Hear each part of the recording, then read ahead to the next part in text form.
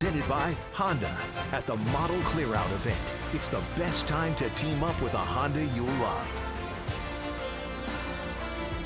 Go Jays, go indeed. The Blue Jays are back at Rogers Center after a 4-5 road trip. The Tampa Bay Rays are here, and if it seems like they were just here the other day, they were. This is the third consecutive road trip they've come through Toronto. Kevin Cash is the youngest manager in the major leagues, and he is going to get a lot of votes for the manager of the year this year in the American League. The Rays are 14-3 in September. They have played the best baseball in all of the big leagues. Tommy Pham's a big part of that. His last 21 games, he's at .388 with 4 doubles, 3 triples, and 5 home runs. And then down in that 7th spot, Kevin Kiermaier. He too has hit well over his last 13 games, nearly 400. And he told us earlier today he absolutely loves hitting in this ballpark. And the numbers bear it out also. Look at that average over his last 13 games. They will face Sam Gaviglio, making his 22nd start of the season. Sam has pitched for St. Louis, Seattle, Kansas City Royals. The Blue Jays picked him up from the Royals right at the end of spring training this year. He has pitched much better here at home. 2 of his 3 wins have come right here at Rogers Center with a very good earned run average of .323. This is his 3rd start this season against the Rays. His only win against the Rays in his career came last season in 2017. Gaviglio set. Malik Smith shows bunt and takes a strike, and we are underway. The roof is closed here at Rogers Center. Kind of an overcast, cloudy day outside. Malik Smith, boy, he has been a spark plug at the top of the order for Tampa Bay, batting .301 on the season. He's also chipped in with 33 stolen bases. What a electric player at the top of the lineup for this team. Gaviglio takes a 2-hopper right back to the mound. 1 away.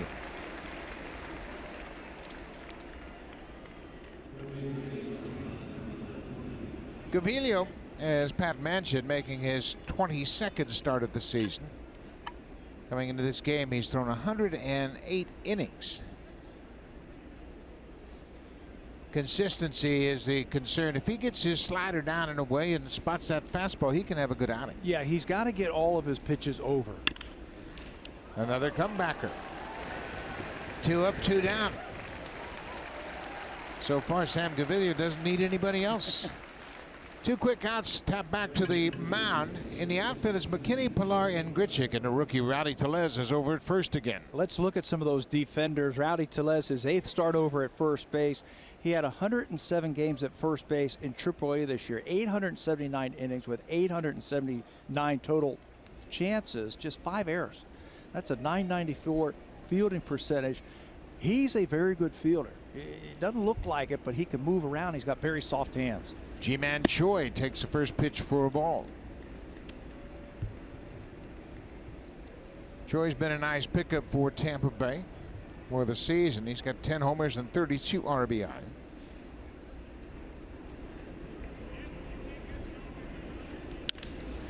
Another ground ball. Richard Urania is playing second tonight. 3 ground ball outs for Sam Gaviglio. Quick inning. 3 up, 3 down.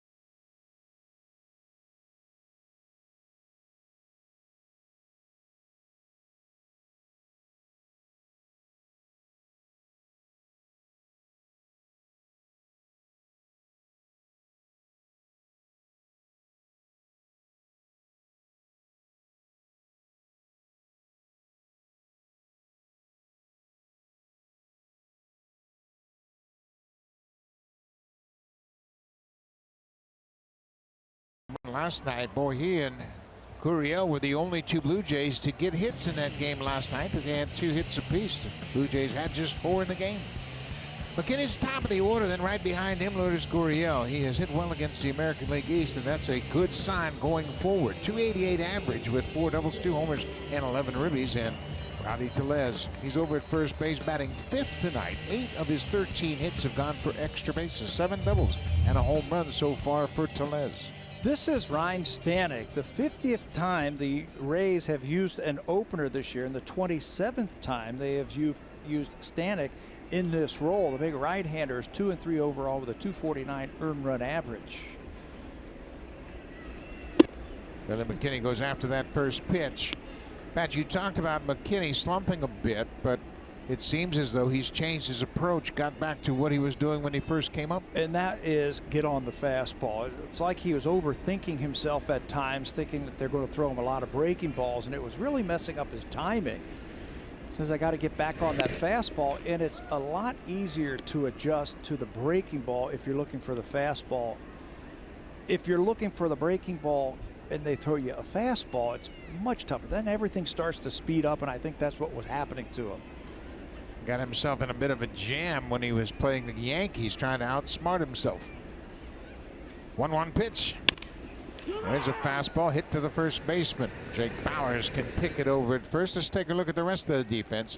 It's Pham, Kiermaier, and Smith in the outfield. They've got a very good outfielder, but boy, do they have a super player in Joey Wendle. Yeah, the Rays really didn't know what kind of defensive player he was when they acquired him from Oakland. Kevin Cash was talking that he has had to learn on the fly to play different positions, and they have found out that he is a heck of a defensive player. He's going to play shortstop tonight, but we've seen him at third, we've seen him at second, we've seen him in the corner outfielders. He has really blossomed into a good player. Here is Lourdes Gurriel Jr. He takes one upstairs. I mentioned Gurriel and McKinney. They had all the hits for the Blue Jays in the game last night. They each had a pair of hits. The Blue Jays had their 14-game doubles streak snapped last night. They had hit doubles in 14 consecutive games until Baltimore shut them down. Well, they better get their hitting shoes back on, because the Tampa Bay Rays pitching staff have been tough on the Jays this year, and they've been tough on everybody in the American League since they moved to that opener spot. Ryan Stanek, this shows you the kind of staff that they have. He pitched in the 9th inning versus the Rangers on Tuesday. Ground ball to the shortstop. There is Joey Wendle. 2 up, 2 down quickly for Stanek. He last started versus Oakland, pitching a scoreless inning there, so they've been using him a lot. He's made 25 relief appearances in 25 starts. Dave gripping that baseball in that split finger grip. He'll throw a splitter, a hard slider. He's only thrown 6 pitches, so he might get more than 1 inning. Now, there's an equipment change out there in the outfield. That was kind of interesting. You see, it's 4 outfielders. They've got 4 outfielders. That's what they've done. That's what it is. That was interesting. We'll talk about that. You see the defense, 3 infielders and 4 outfielders for Justin Smoak.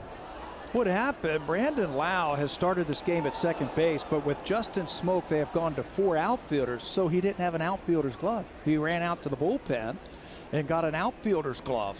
Well, they knew this was going to happen because they had his outfielder's glove out there. So Kevin Cash taking a page out of Joe Madden's book. Madden did this against David Ortiz in Boston. There is absolutely no one on the left side of the infield for Smokey. 3 infielders on the right side of the infield, 4 outfielders against Smoak. First time we've seen this year. Something like this. I know Minnesota tried 4 outfielders against Smokey. That strike 3 call, and he knew it. Boy, quick inning for Stanek. He throws 9 pitches and retires the side in order. Go score after an inning. Kevin Cash with the tricks.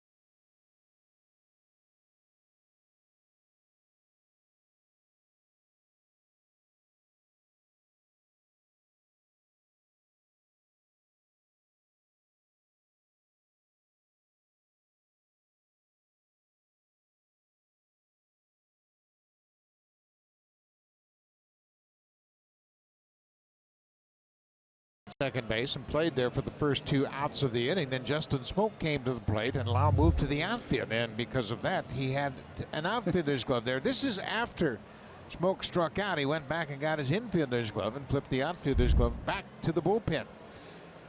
They have so many players that are interchangeable. Now they're interchanging gloves right during the inning.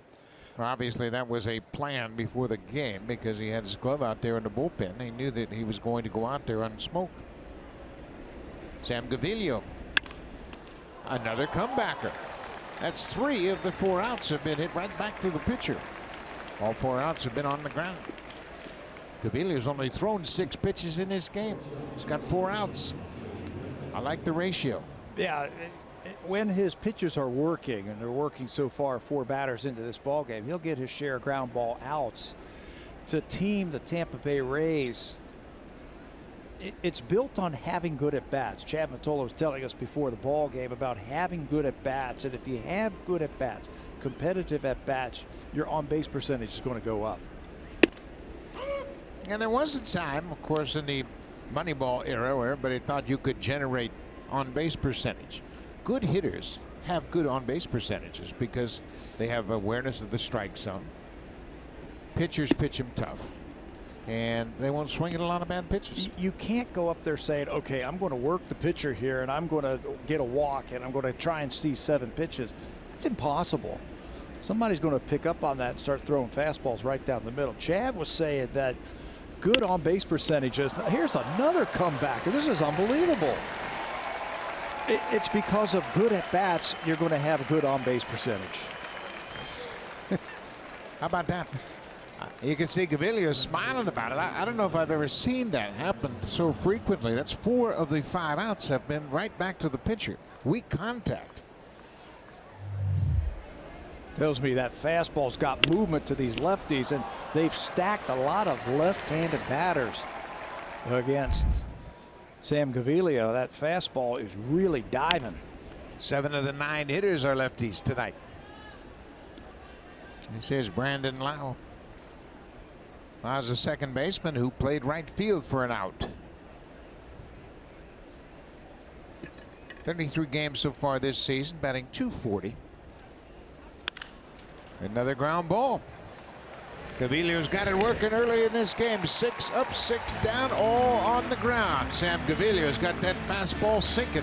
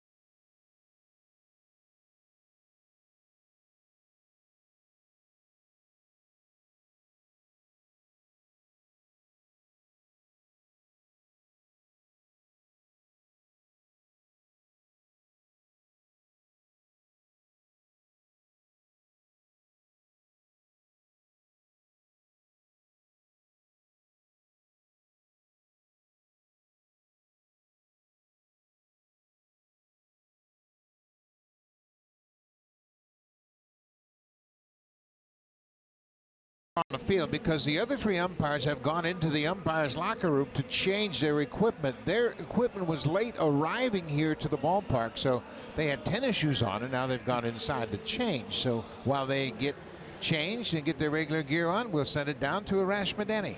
Well, irregular is one way. So many around baseball, Buck, believe the Tampa Rays go about it with their rotation. This is the 50th time that Tampa has gone with the opener, using a reliever for the first 1 or 2 innings and then changing the arm from there. Many across baseball are not big fans of it, but unapologetic on the Tampa side, and much of the clubhouse have been players and people with the coaching staff and the front office because that system is working. Now, Tampa manager Kevin Cash put it this way. He said, "We believe it has made some of our players better, but especially that it has made some of our young pitchers better."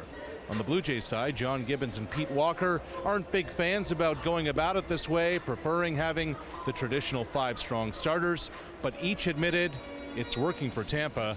The game is evolving and many aren't fans of this Rays method, but they have had success with it.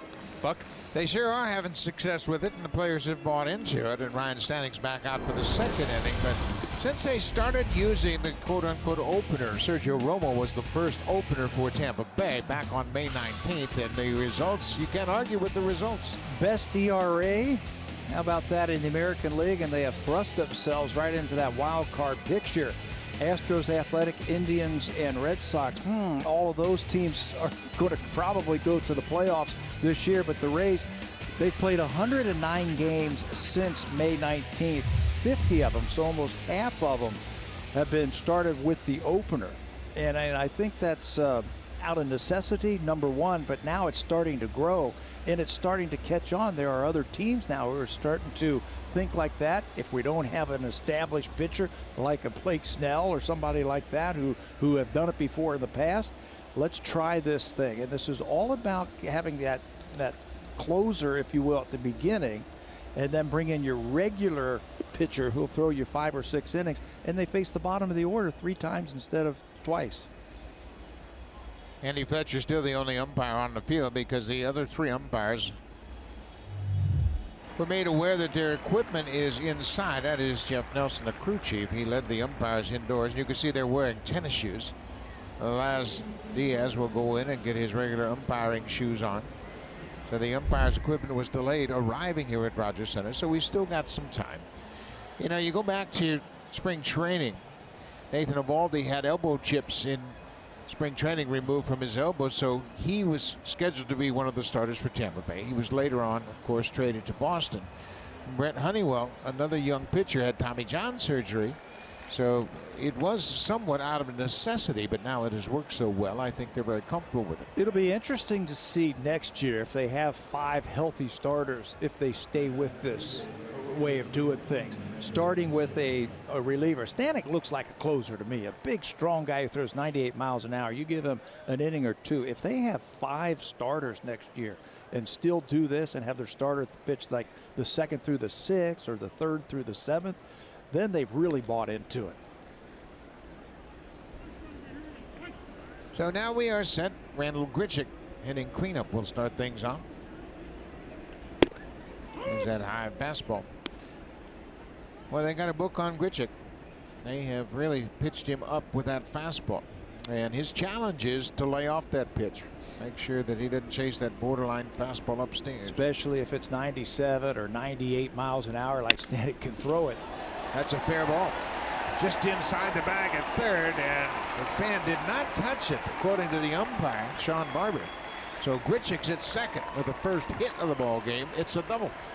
We mentioned the Blue Jays had their 14-game streak snapped at 14 straight games with a double. Grichuk hits his 29th of the season. So why not start right away, first batter in the 2nd inning?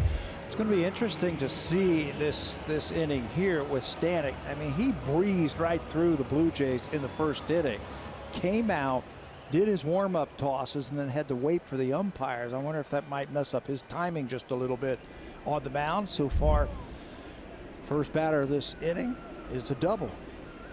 Now, it's interesting. The umpires are having a little bit of a conference.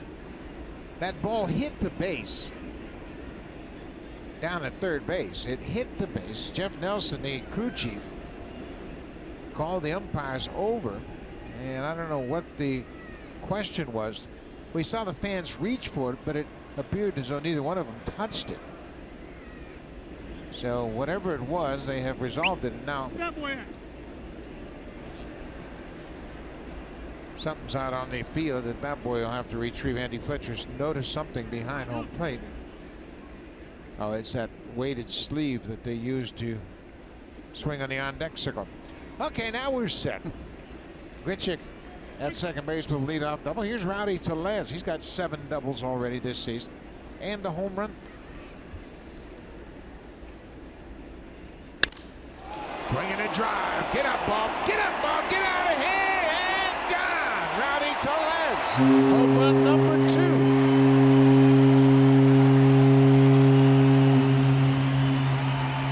some of the Tampa Bay people today, and I said, you know anything about Rowdy Tellez? And they go, oh yeah, we remember Rowdy Tellez. The first pitch in the big leagues, he hit for a double against our team. Well, the first pitch he sees tonight, he unloads for his second home run, and that was a bomb to right center field. It bears watching. Again, to say it again, Stanek breezed through the Blue Jays in the first inning, and now 3 pitches into this inning, he's down 2-0. Yeah, he had to wait for the umpires while they changed equipment, but Grichuk doubles and Tellez homers. 2-0 Blue Jays. Well, that's a pretty swing from Rowdy Tellez. Yeah, he's thinking about possibly pulling that ball. It's an off-speed pitch, and look at the finish. That's what I like. Home run hitters have that one-handed finish where you just go through the baseball, and he knew he got it.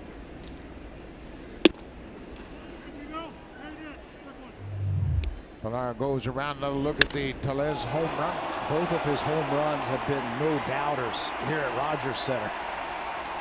That is a bomb to right center. Kevin Pilar with a 1-1 count. Goes after that slider in the dirt. Now it's 1-2. Kevin, for the season, hitting .246. He set a new high with 38 doubles this year.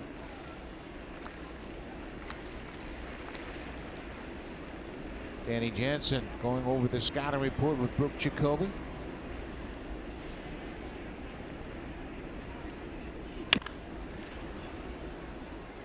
Stanek will throw that slider to righties and use the splitter against the lefties.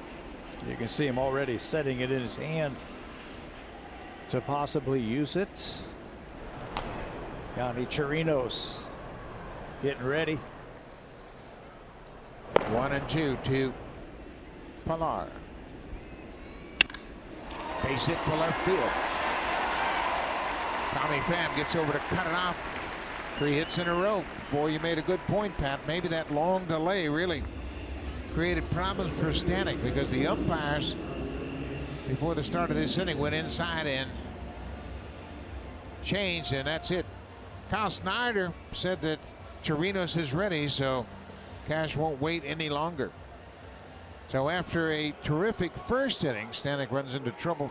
Grichuk doubled, Tellez homered, now Pilar has singled, so Ryan Stanek is out of the game.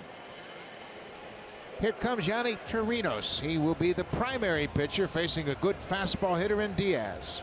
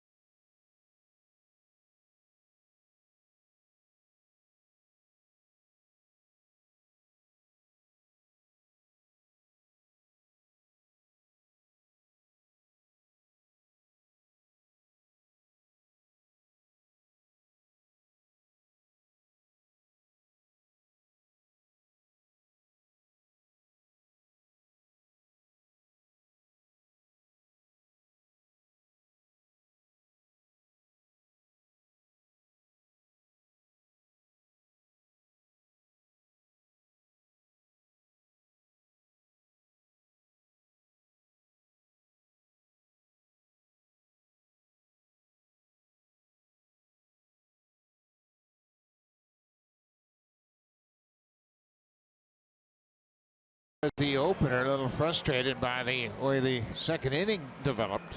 Grichuk doubled, Tellez homered, Kevin Pilar singled, and now Yani Chirinos. Chirinos is kind of interesting. He's the first pitcher since Baseball Reference data is available back to 1908 to go at least 5 innings in 8 consecutive appearances, all of them out of the bullpen. Last time the Blue Jays saw him, he followed up Ryan Stanek's perfect inning back on September the 3rd with 7 really good innings of his own. 4 hits and just 1 earned run allowed against the Blue Jays. The Rays ended up winning that game 7-1. This game, he finds himself behind. He's got a good sinking fastball. He gets ahead of Diaz with that first pitch fastball.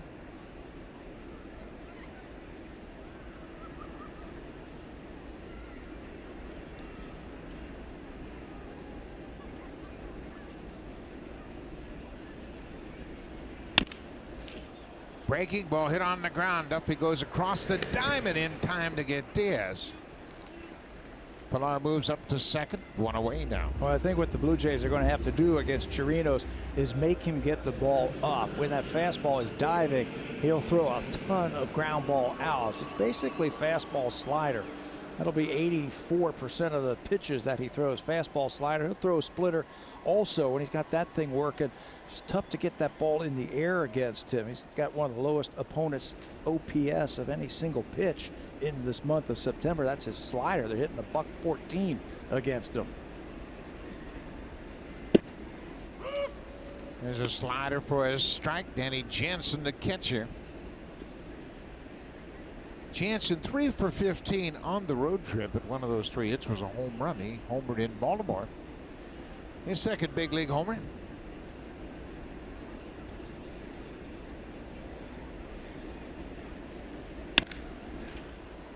Ground ball to third. Pilar will hold at second as Jansen is retired. There's that good sinking fastball from Chirinos. Gets him 2 quick outs. Yeah, make him get it up and make him get it out over the plate. He was dealing against the Blue Jays back on the 3rd. 7 innings. He did have 3 walks. Remember, he came in and he walked the first 2 batters, and it looked like his night was going to be short. But he found it and just cruised through 7 innings. Richard Urania, the number 9 hitter, playing at second base tonight. Goes after the first pitch and fouls it out of play. In that outing for Chirinos right here at Rogers Center, you're right. He struggled to walk the first 2, and they got the bullpen up. That might have been a wake-up call for him as he sorted things out quickly. Might have been one of his most dominant outings of the season. Yeah, 7 innings for sure, which is a season high for him.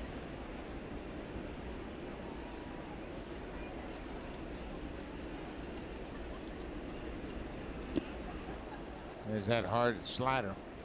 Breaking ball in the dirt. 0-2.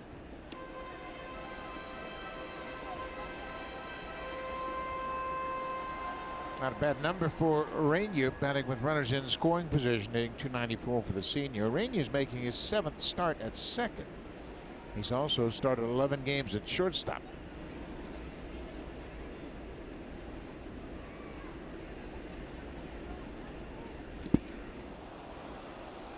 Ball in the dirt. There's the throw to first to complete the strikeout. Nice job by Chirinos.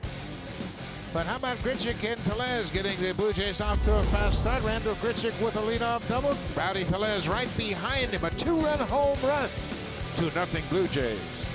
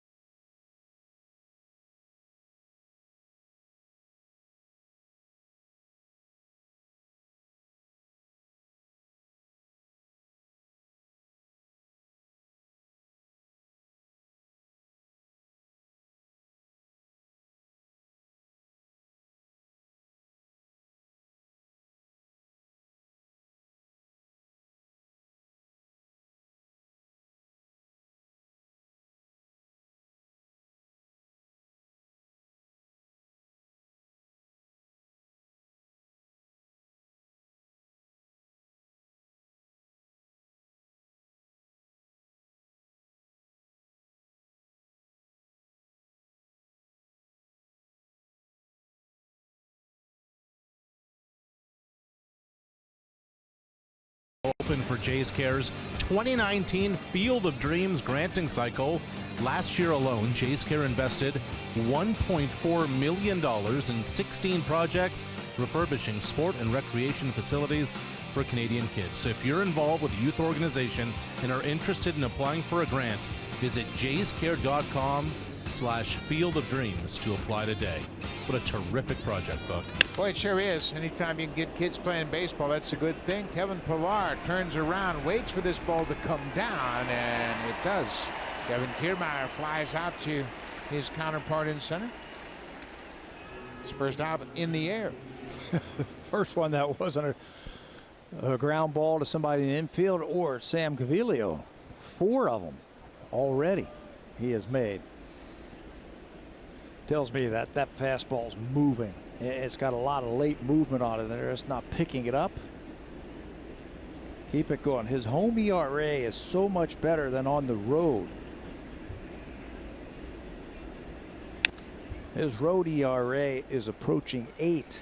It's just over 3 here at Rogers Center. It's really interesting, too, because this is a hitter's ballpark. There's no getting around it. Everybody talks about how much they like to hit in this ballpark, but he has pitched very well here. This is Jake Bauers, the young first baseman for Tampa Bay. Bauers just turned 23, and you can see they play him to pull. Having a little bit of a tough start to his big league career. Yeah, we saw him earlier in the year down at Tropicana Field, and he hit everything the Blue Jays threw at him. But then when they came up here, didn't have a very good series here at Rogers Center the last time we saw him. And there it is. 0 for 18 with 7 punch outs.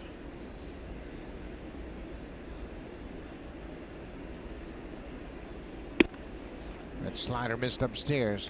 3-1 now. 2-0 Blue Jays, top of the third.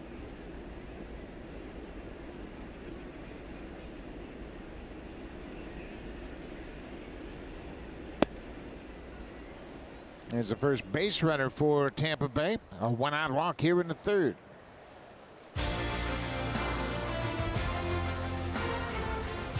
The 2018 Honda CR-V, where style and versatility come together.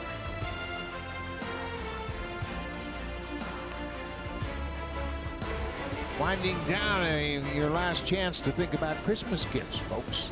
It's the last homestand of the season for the Blue Jays. Tampa Bay's here for 4, and then the Houston Astros will be here Monday, Tuesday, and Wednesday afternoon.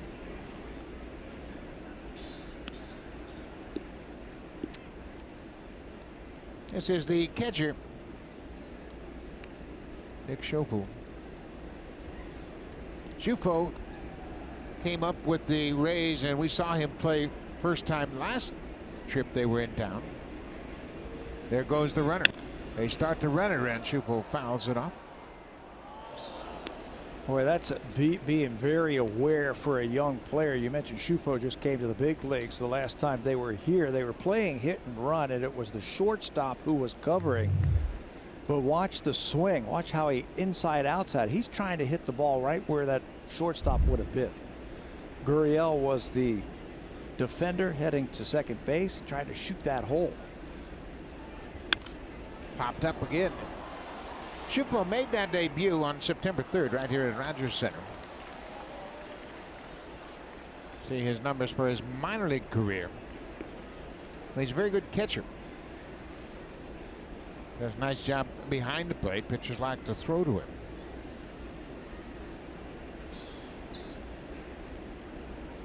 How about one of those ground balls now? That seems like that's all Sam has been throwing so far tonight. Get another grounder right here and get out of this inning.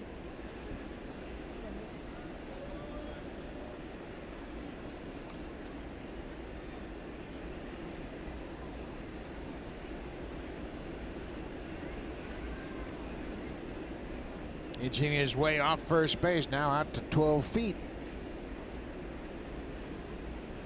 Not running. Pulled foul. I think if you're Kevin Cash, I think all you have to do is you have to pay attention and you have to see what Gaviglio's throwing and what his hitters have done now first time through the lineup here. I think that's why he sent that runner over at first base early this count to stay out of a double play. give his offense a chance. Get a runner into scoring position. He's seeing all the ground balls off the bats of his hitters, trying to mix things up. Not running here. Ground ball. Urania will have to go to first base. The ball took him toward first base. He didn't have a chance to go back behind him and get the lead runner, so now there are 2 outs and a runner in scoring position.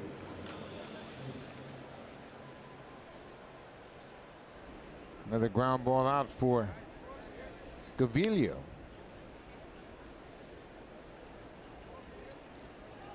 Back to the top of the order.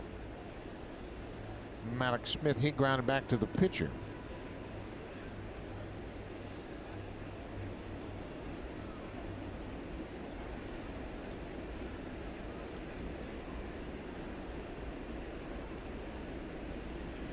Two outs, Blue Jays with a 2-0 lead. Gaviglio has already had 4 assists in this game, 4 comebackers. That ties Marcus Stroman for the most by a Blue Jays pitcher this season. That happened on July 10th against the Braves. The most this season in the majors is 6. Eric Skoglund of Kansas City had 6 against none other than Tampa Bay. Tampa Bay, lots of comebackers. First time the Rays have had a runner out at second base, so Danny Jansen and Sam Gaviglio is trying to get their signals together on what they want to use here. Of course, a big series going on in New York. Masahiro Tanaka and Eduardo Rodriguez, the pitchers in that game. Boston has scored a run in the top of the first. Guess who drove in the run? For Boston, probably Martinez, J.D. Martinez. That's my guess. 124 ribbies for J.D. Martinez. Wow. What a season. Boston is still trying to clinch the division. New York has taken the first 2 games of that 3-game series. Bowers takes the lead at second. Here's the 1-0 pitch, foul back.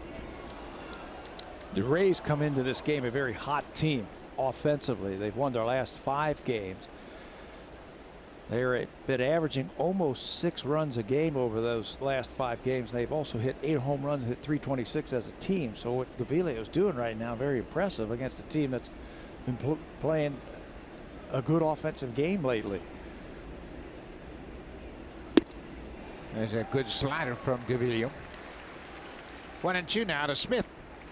And he talked to the Rays players as we did prior to this game, and they've got their focus on wild card. Of course, they haven't seen that score yet, probably. By now they may have. Oakland beat the Angels 21-3 earlier today. Little chopper behind home plate. What was that? The Raiders and the Rams, 21-3. Love to score 21 points. Here's the AL wild card picture as we speak.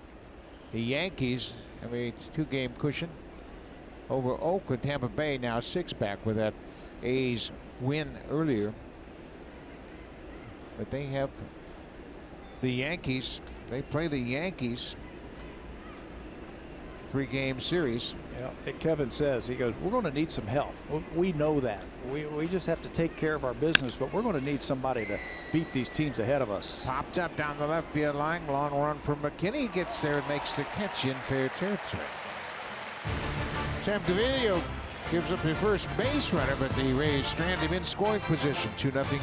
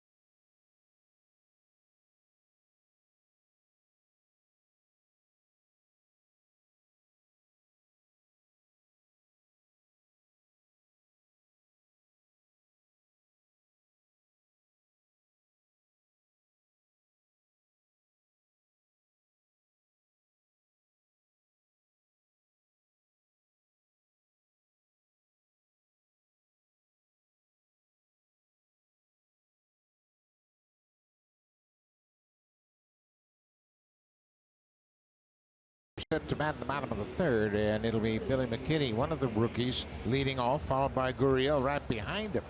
The Blue Jays have used 24 rookies this season, including Danny Jansen and Reese McGuire. If Brian Borucki, Joey Wendell of the Rays is another rookie that has made his season debut, as has Jake Bauers over at first base. The Rays are young. They've got a lot of good young athletes all across the diamond. Remember all the changes that they made? McKinney drives this one to left field. Tommy Pham backing up a few steps makes the catch. They made all the changes, and they're saying, oh, they're tanking their season. They're not going to do anything. They got off to a rough start. But here they are right in the thick of a pennant race, if you ask me. They have an outstanding chance to catch the Oakland A's. But everybody thought they were tanking when they were getting rid of all the players they did in the offseason, like Evan Longoria and Corey Dickerson. I misspoke. Tampa Bay has 4 games against the Yankees. Here's the shift for Gurriel.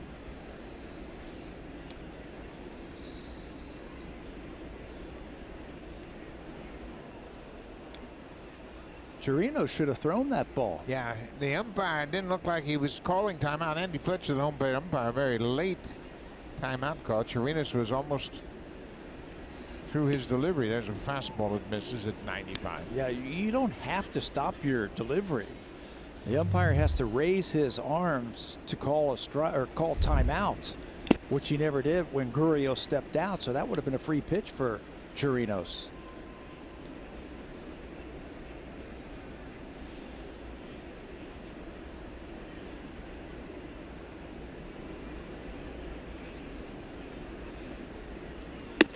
Fastball upstairs. It's 2 balls and 2 strikes.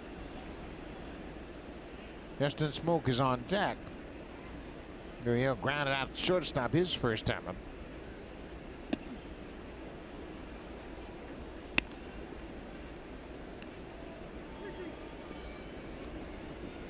Chirinos on in relief after Ryan Stanek gave up a couple of runs on 3 hits in the second, and that's some kind of sinker right there. 95 miles an hour. Second strikeout for Chirinos. With some serious downward movement. And once again, with Smoke coming to the plate, 2 outs and nobody on, the Rays have gone into their 4-man outfield.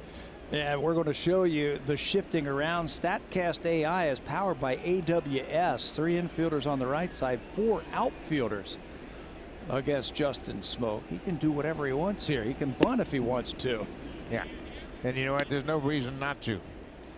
Square around. Rocco Baldelli is a first base coach and the outfield coach, and I'm sure he's had some discussions about the responsibilities for a 4-man outfield. Smoke squares and pulls the bat back. I mean, all you got to do is make contact, and you don't even have to make it a great bunt. Just get it past the pitcher. And the Rays are saying, okay, we'll give you that. If you want to do that, we're going to give that to you. I mean, they weren't even moving. I mean, even when he was squared around, nobody moved. They're saying, okay, you know, we'd rather keep you at first base than give you a shot at knocking one over the fence. Well, he's got a lot of life on that fastball, doesn't he? Yes, he does. That last 3-2 pitch to Gurriel was nasty. Quick pitch. Yeah, he's been very quick unloading the pitches when he gets a sign. He didn't waste any time. And the Grichuk doubled right off the third base bag his first time up. And he scored on Rowdy Tellez's 2-run home run.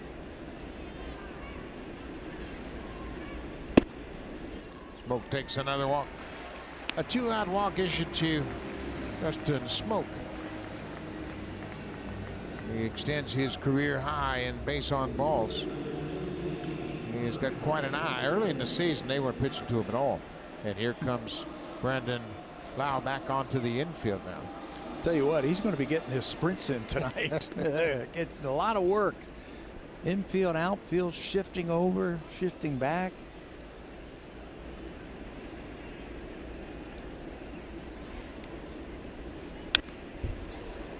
Grichuk's double came off Ryan Stanek, who was a leadoff double in the second. Smoke now has drawn 82 walks this season. That's a career high for Smokey.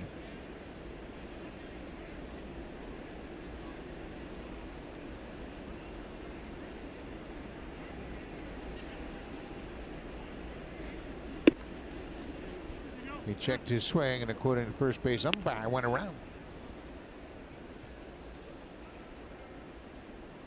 Rays have done a good job the last few years of developing some pretty good pitchers.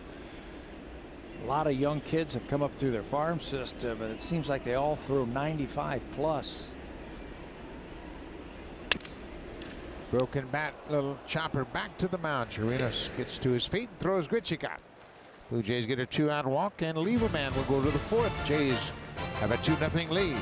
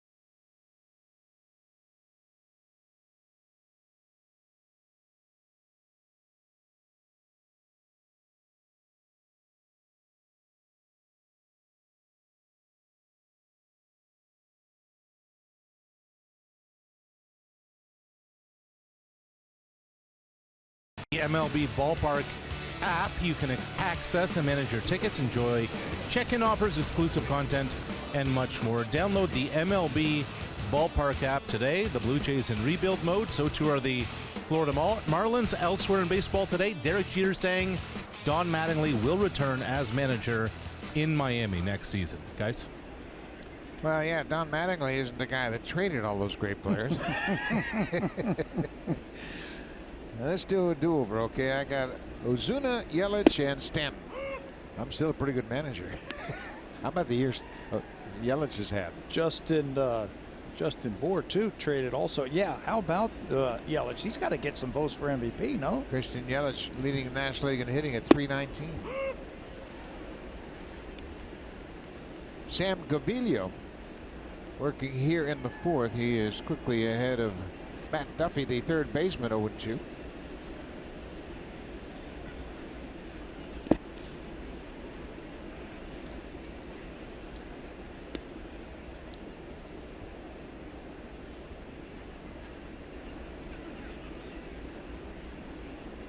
Gaviglio recorded all 6 of the first outs on the ground, including 4 comebackers right to the mound.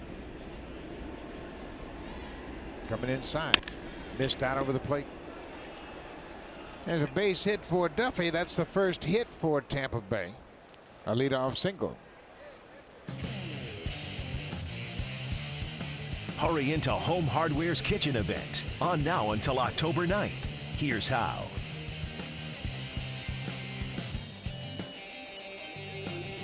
Roof is closed here at Rogers Center tonight. It's a little cloudy outside, possibility of rain. G-Man Choi grounded out second, his first time.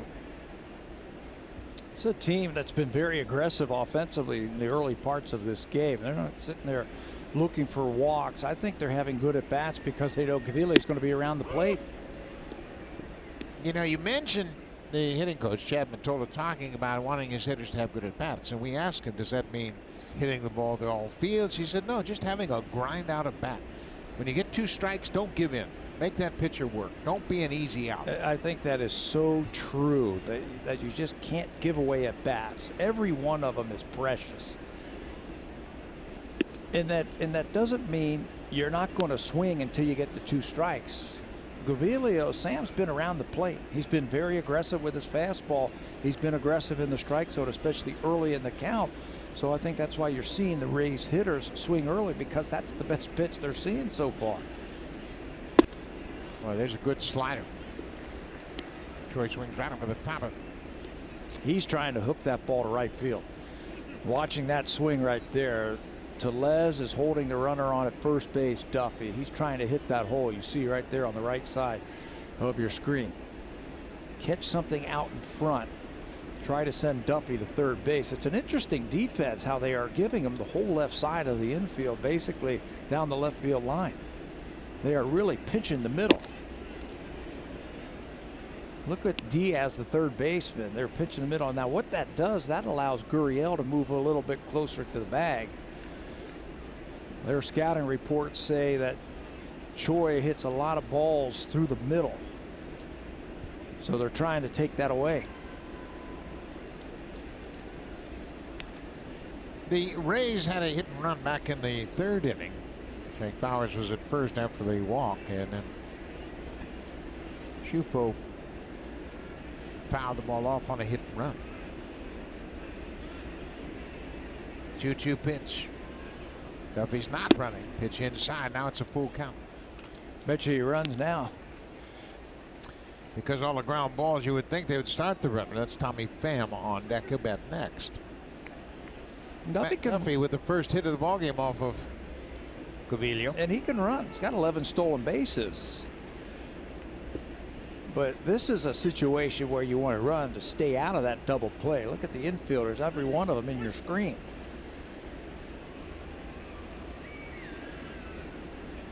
There goes the runner.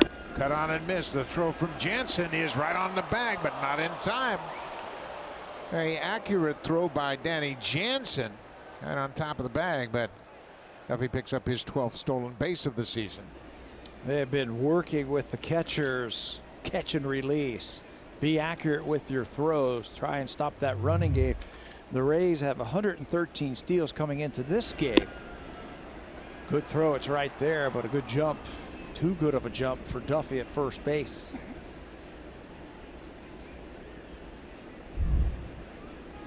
Choi strikes out. That's the first strikeout of the game, and Blue Jays are going to look at it. Boy, it didn't look like it was close from what we saw.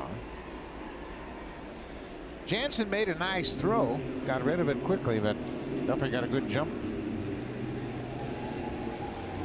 Jansen's only caught 15% of the base runners. From that replay that we saw there, that close-up replay, it looked like the foot was in there. Gurriel held the tag on there thinking he came off the base.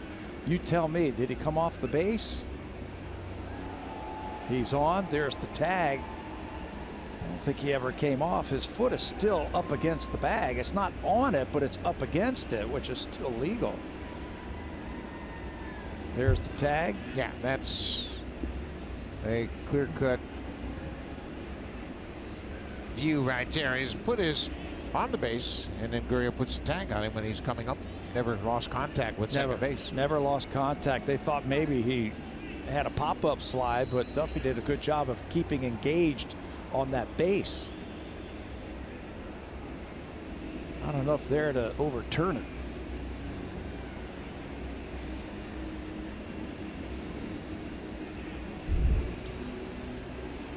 Kevin Cash waiting for the decision, and the crew chief will make the final call. And it's safe as we expected, so it will be the 12th stolen base of the season for Matt Duffy. He's in scoring position now.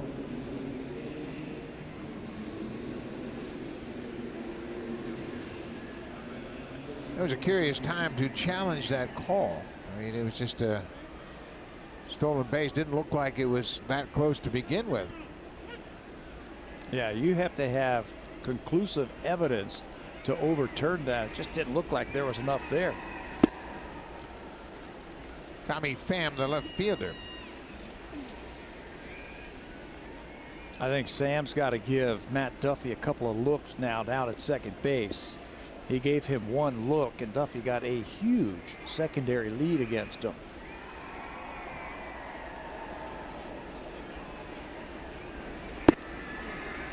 Offered it that slider, not according to the first base umpire. Tommy Pham has been a terrific addition to this Rays lineup. The Rays are 22-6 with him in the starting lineup since he came over from St. Louis. Duffy can run. He's a very good base runner. Boy, he gets a great secondary lead, doesn't he? I mean, that's classic, how he's bouncing off the base. He gets a nice lead to begin with, but boy, he bounces off a couple different times. That's why I think he's got to give him a couple of looks right here. One look, and now watch the secondary lead. 3 big shuffles, and he's way out there. And he's landing on his right foot where you want to land. You can go back to the bag if you have to, or you can just keep on going to third base if he hits it.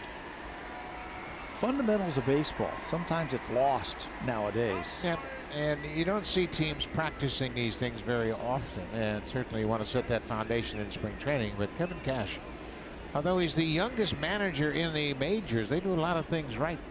He's got a great coaching staff. Charlie Montoyo on his right is the bench coach. Rocco Bardelli, we mentioned him, he's the first base coach. Check that, he's not the first base coach this year, he's the outfield coach. Fly ball, center field. Pilar's on the run at the track, at the wall. It's off the fence. Duffy's around third. He's going to score. Pham is headed for third. He'll get there standing up with an RBI triple. His 4th triple of the season. And the Rays are on the board. You know, Tommy Pham came over here, had a great year last year for St. Louis. They made a couple of changes with his hand position, and they gave him some information about what his strengths are, and he's just taken off. This ball is drilled to right center field. Duffy's going to score easily. And when the ball gets away from Pilar in center field as he tries aggressively to make that catch and then keep the ball in front of him, but unfortunately kicks it away. That sends Pham to third base, and now it's got to bring the infield in. There you see the drawn in infield for Joey Wendell. 1 out. First pitch strike.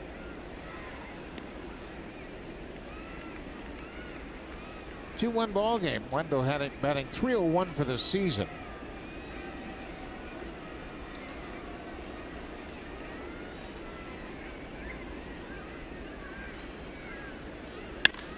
Fly ball right field. That's going to score a run and maybe go out, and it's off the wall. Joey Wendell hustles into second base. Pham comes in to score the tying run, and just like that, it's a 2-2 game.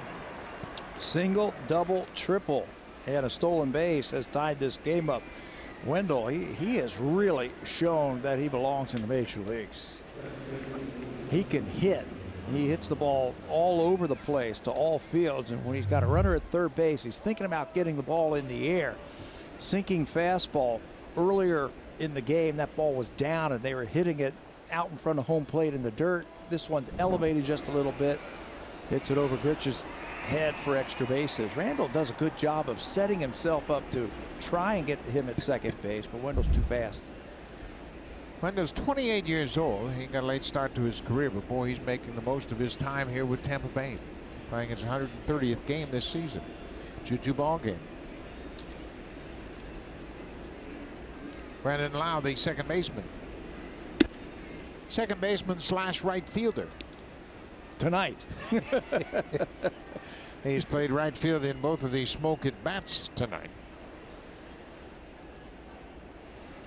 Moving from second to the outfield in a 4-man outfield. He started the game against the Blue Jays in left field here.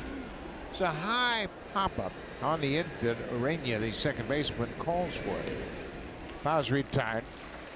2 away.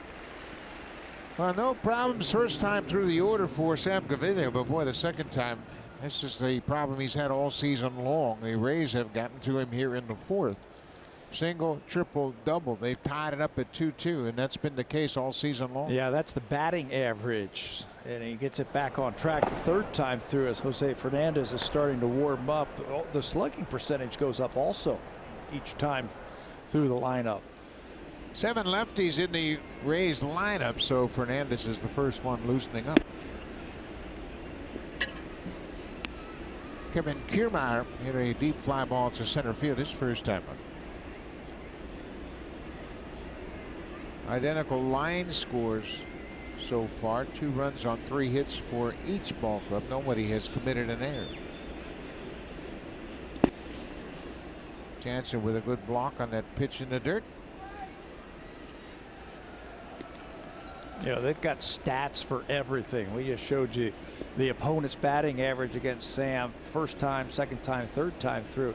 They even have stats for ground ball percentage first, second, and third time through. And for him, his ground ball percentage goes down the longer he stays into the game. I don't know if that's because he gets tired and the ball elevates, but his ground ball percentage was awesome first time through the lineup tonight. Second time through, they're starting to get the ball in the air just a little bit more. The first outs were all recorded on the ground. First 6 outs. 6 up, 6 down to start the game. He, in fact, retired 7 in a row. Tommy Pham with an RBI triple, his 4th triple of the season.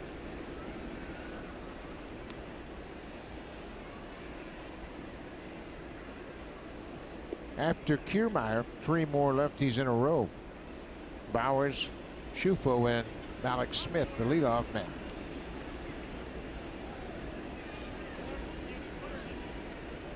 Three balls and a strike to Kevin Kiermaier. Line drive to right. Grichuk comes in and makes a nice running catch. Kiermaier hit it hard, but right to the right fielder. But the Rays have tied it up here in the top of the 4th. 2 runs on 3 hits. RBI triple and an RBI double.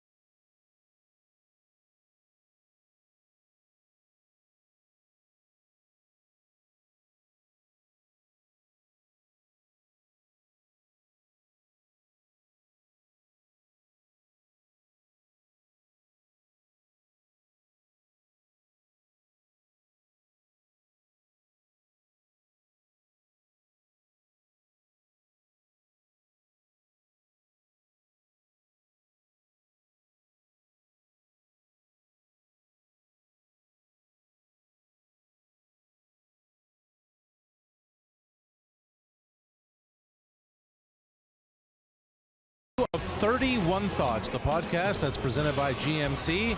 There you'll get insider analysis and opinion covering the world of hockey from the industry's best. Available now wherever you get your podcasts. 31 Thoughts, where Erik Karlsson today had his first practice with the San Jose Sharks. Guys? Well, lots coming up with the NHL hockey. Preseason's underway.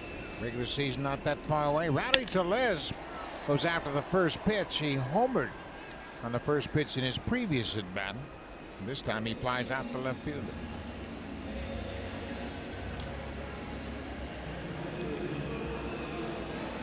One away.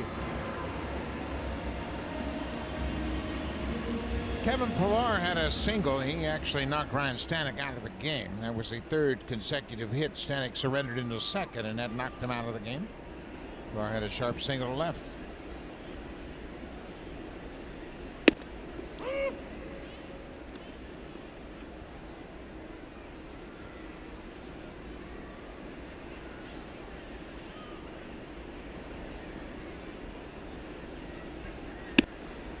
Upstairs. Gotta like what you see from Yani Chirinos.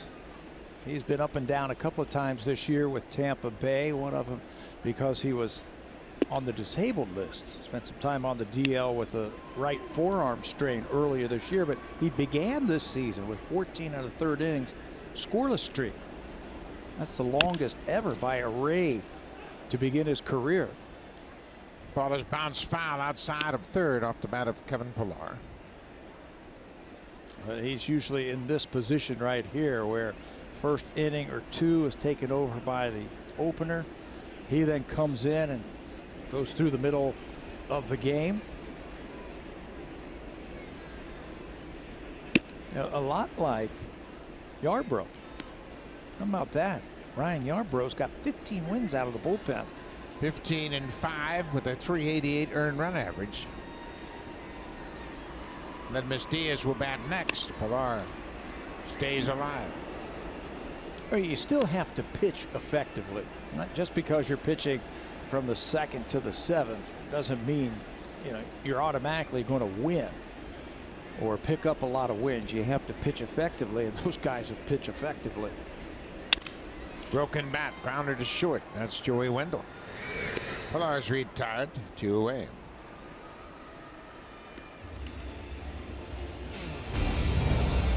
Super Slow-Mo Cam.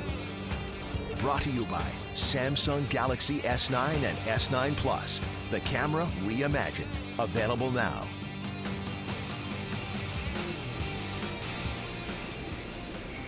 Ledmus Diaz was the first batter Chirinos faced when he entered the ball game. Back in the second, he grounded out to the third baseman.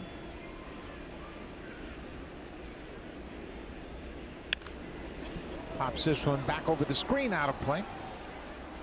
Ball and a strike to the third baseman. He's varying his delivery to home plate. Sometimes he has a high leg kick and hesitates. Sometimes he quick pitches. Sometimes he just goes from right there.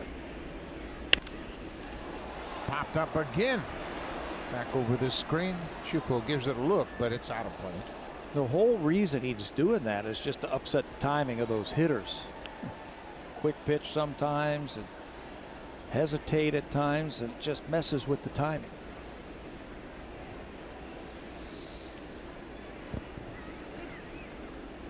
Blue Jays scored first. They got a 2-run home run from Rowdy Tellez in the second.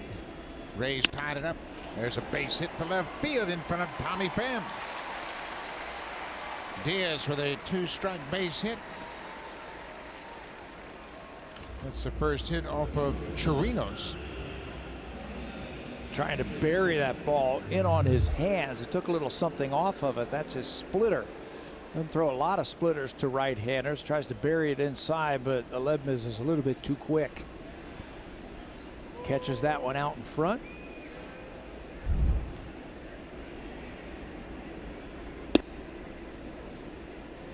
Just missed downstairs with a first pitch fastball. Danny Jansen, the catcher. He grounded out third base his first time up.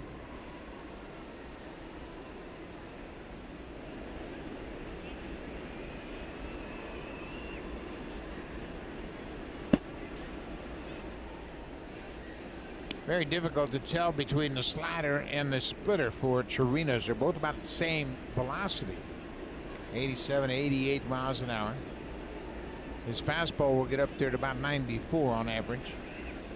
He'll cut it loose once in a while and touch 96, 97. Jammed in a little roller back to the mound. Jansen's retired. So Diaz gets a 2-out hit and the Blue Jays strand a runner. It's 2-2. We'll head to the fifth. Time now for Blue Jays Central Update. Here's Jamie Campbell and Joe Siddall in the Samsung broadcast studio.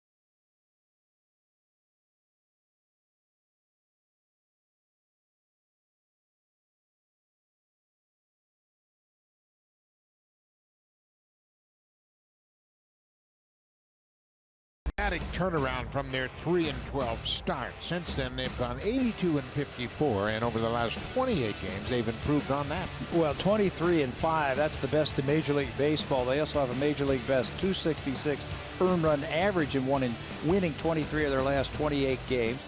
Opponents are hitting .214 against them, and they're 12 for 13 in save opportunities. Kevin Cash has gotten a hold of this, and they take all the numbers and they take all the players and he plugs them all in.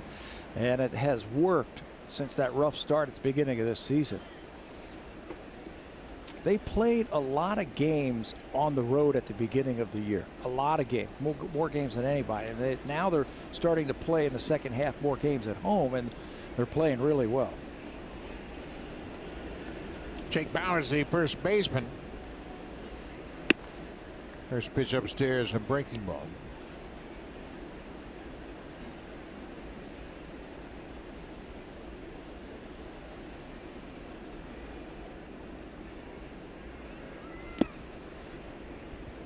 Bauers was the first Ray to reach base tonight. He walked with one out in the third. Gaviglio had retired 7 in a row. They expect Bauers to pull the ball on the ground. 3-0.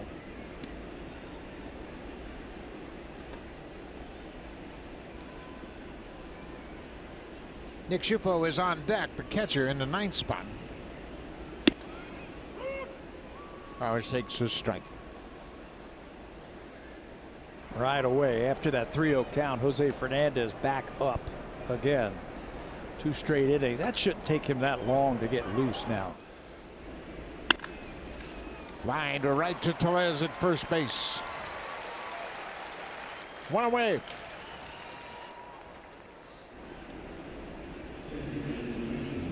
Yani Tellez, we know what he can do with the bat, and as Pat mentioned earlier, he's a pretty good defender. Yeah, he's just a big young guy, but he can move around. 5 errors all year in AAA. A .994 fielding percentage. I talked to Bobby Meacham, who is here, who was his manager in AAA this year, and I asked him about how he did at first base, and he said he might have missed 2 balls all year in the dirt. Where you pick it, those short hops over to first base, maybe 2.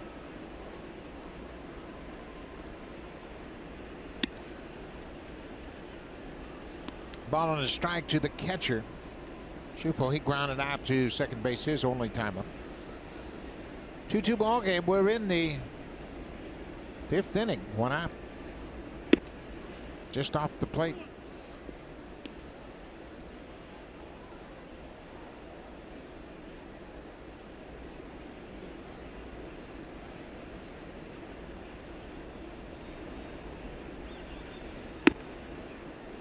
Missed with that fastball. It's 3-1. Fernandez is ready down in the Blue Jays bullpen, and it didn't take long. This is the second time he's been up. We mentioned there are 7 left-handed bats in this Rays lineup, so that's why the left-hander is the first one throwing. Schufo fouls it off. Now it's a full count. You know, it'll be interesting to see if he does come into the ball game, what Tampa does. If it forces Kevin Cash to bring in some of his righties. Got 5 right-handed batters on this bench. You can see him looking over his lineup card, trying to decide what he'll want to do. This is slicing down the left line, and nice play by the ball boy down there. And he gives that young fan a little souvenir. Good to be sitting in the front row.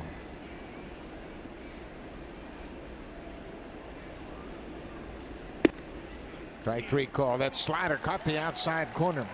It's the second strikeout for Gaviglio.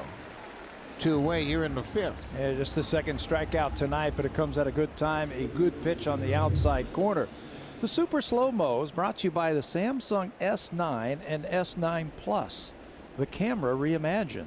Available now. That's how you want to paint up that opposition on the outside corner. Pitch away from his power and pick up a strikeout. Back to the top of the order. Alex Smith. He's gone 0 for 2 so far. Ground out and a fly out.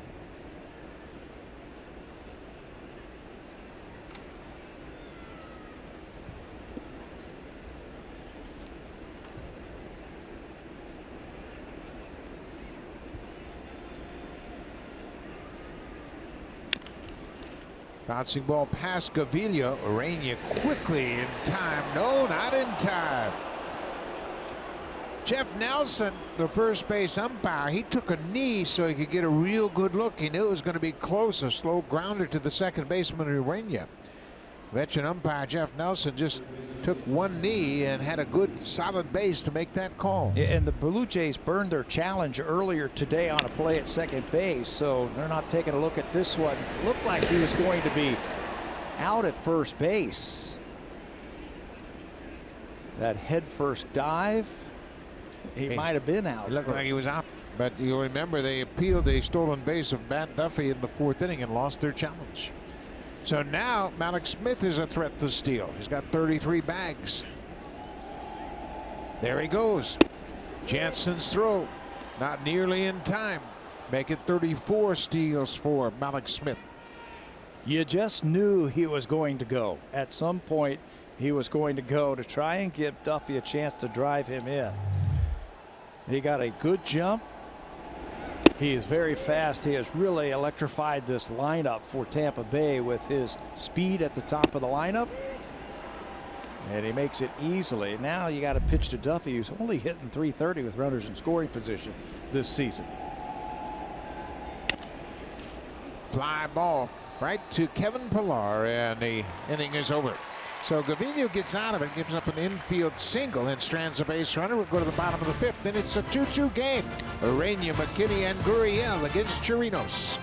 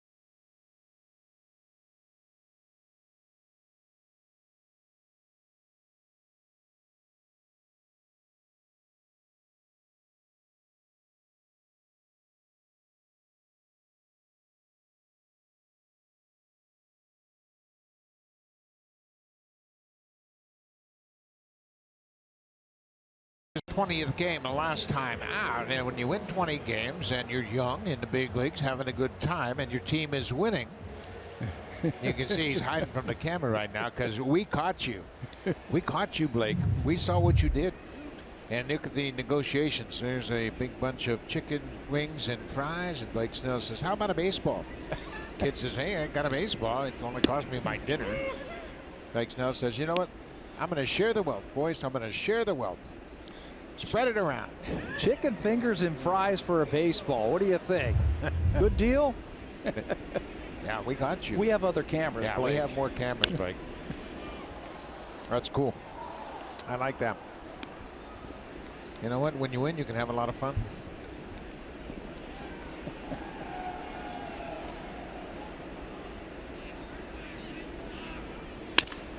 Broken bat, bouncing ball towards second. Urania's retired, went away. Boy, Chirinos has got that bowling ball sinker working, doesn't he? Yes, against lefties. It's going from the barrel right in the sweet spot to the end of the bat, and he's breaking a lot of bats. Got to make him get that ball up if you have any chance of hitting it hard. Back to the top of the order, Billy McKinney. Makes the first pitch fastball at 95. Sinker ball pitchers back in the day didn't throw 95. They were maybe 88, 89. They weren't 95 miles an hour with that kind of movement. So things are tough when you're facing these kind of guys.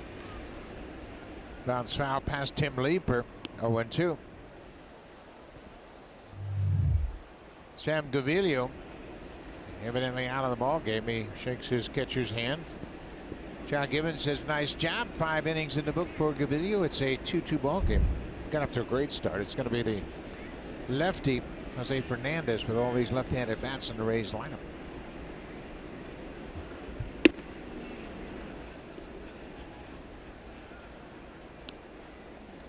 Billy McKinney grounded out to first baseman and flying out the left fielder.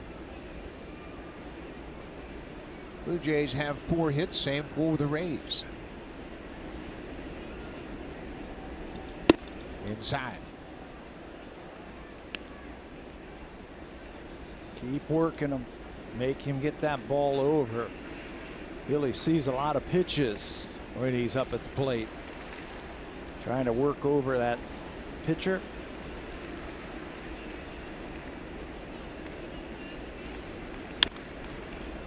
Fouls that one back.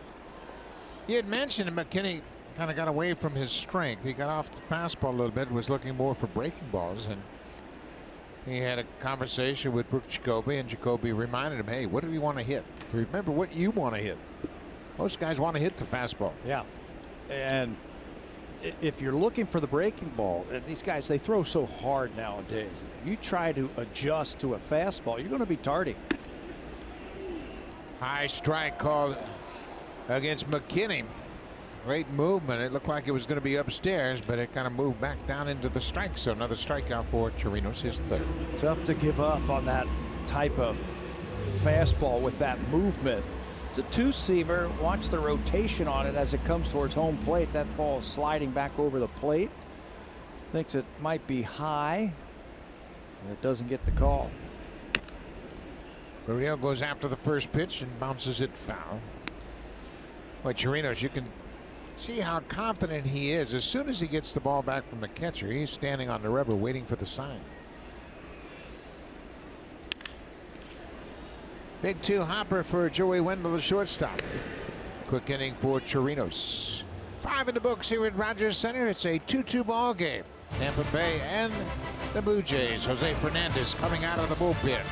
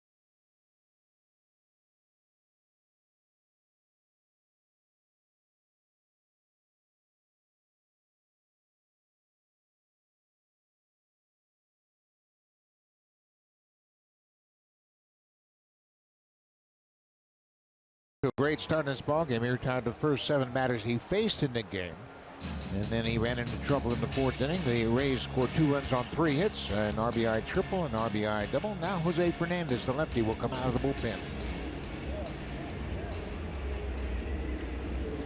And the left-hander will come in to follow Sam Gaviglio because of all the left-handed hitters that they have in the lineup for Tampa Bay. There are the numbers for Jose in 7 games. No records, just 7 innings, an opponent's batting average of 200. He has really shown that he belongs in the big leagues. Fastball, slider, and a cutter. Hasn't walked anybody. He's had a couple of strikeouts, and he will face Ji-Man Choi, who splits against left-handed pitching way different than a right-handed pitcher. Yeah, he's just 136 against lefties, 285 against righties, but first batter, they're not going to make a switch here. It's a 2-2 game. Yeah, they're saving him just in case the Blue Jays, as the lineup comes back around, they might face a right-hander pitcher, so they want to keep him in. You bring in the left-hander like this to force Kevin Cash to make decisions. I remember the last time we were here, I was asking him about John Gibbons, and he says he's one of those managers that goes to the bullpen to get the matchups he wants, and he puts the pressure on me to decide what I need to do. Do I go to my bench and bring in my right-hander right away? You got to be careful sometimes as a manager not to do that too early in the game. Fernandez finally throws a strike. It's now 3-1. But this is the cat and mouse game the managers will play. But with the left-handed lineup, all 7 of the 9 hitters are lefties. Strike 2. Tommy Pham in an RBI triple his last time up. He is 1 for 2.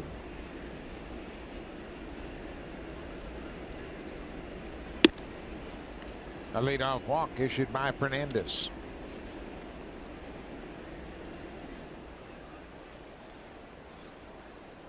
Jake Petrichka appears to be ready down in the Blue Jays bullpen.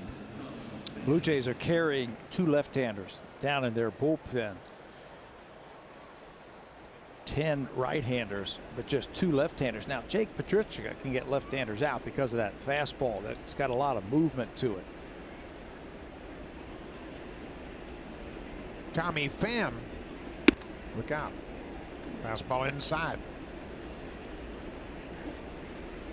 Well, he's been a nice addition to this Rays team, as we mentioned, coming over in a trade from St. Louis.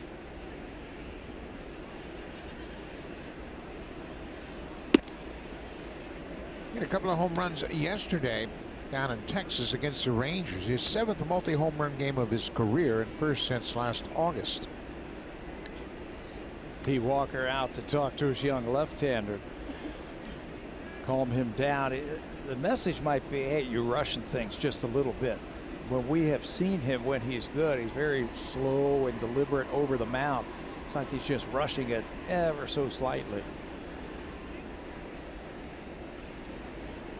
Pete sees something, doesn't he? Boy, he did. He had a purpose to that walk when he went to mound. He had a message he wanted to deliver. And I think you're right. I think Fernandez was a little too quick to the plate. First 3 pitches he threw to Ji-Man Choi were well off the plate outside. So he's gotten the message now. It's 2-0 on Pham, who's a dangerous hitter.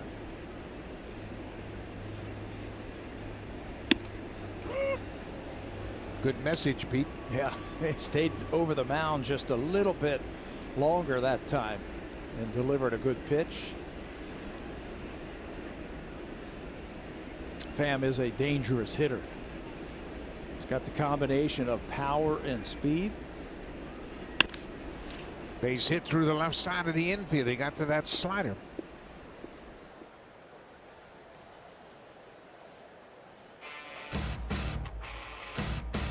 This 4K broadcast is brought to you by the Samsung QLED TV.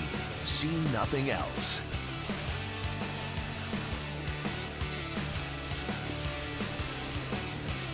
We are at Rogers Center, and you can see it's nighttime here. The roof has been closed throughout this entire game. Joey Wendell, boy, you talk about a good hitter. Wendell hit better against lefties than he does righties. That's why I'm a little surprised to see the corners in for the Blue Jays defensively. Like he's going to bunt. He's not going to bunt. He's too good of a hitter. They're not going to take the bat out of his hand. No. Diaz, the third baseman, actually in on the grass. Rowdy Tellez, the first baseman, backed up a couple of steps now. I think you got to back up behind the runner. Popped up. Tellez, the first baseman, calls for an infield fly rule in effect, and Wendell's retired. It's the first out of the inning.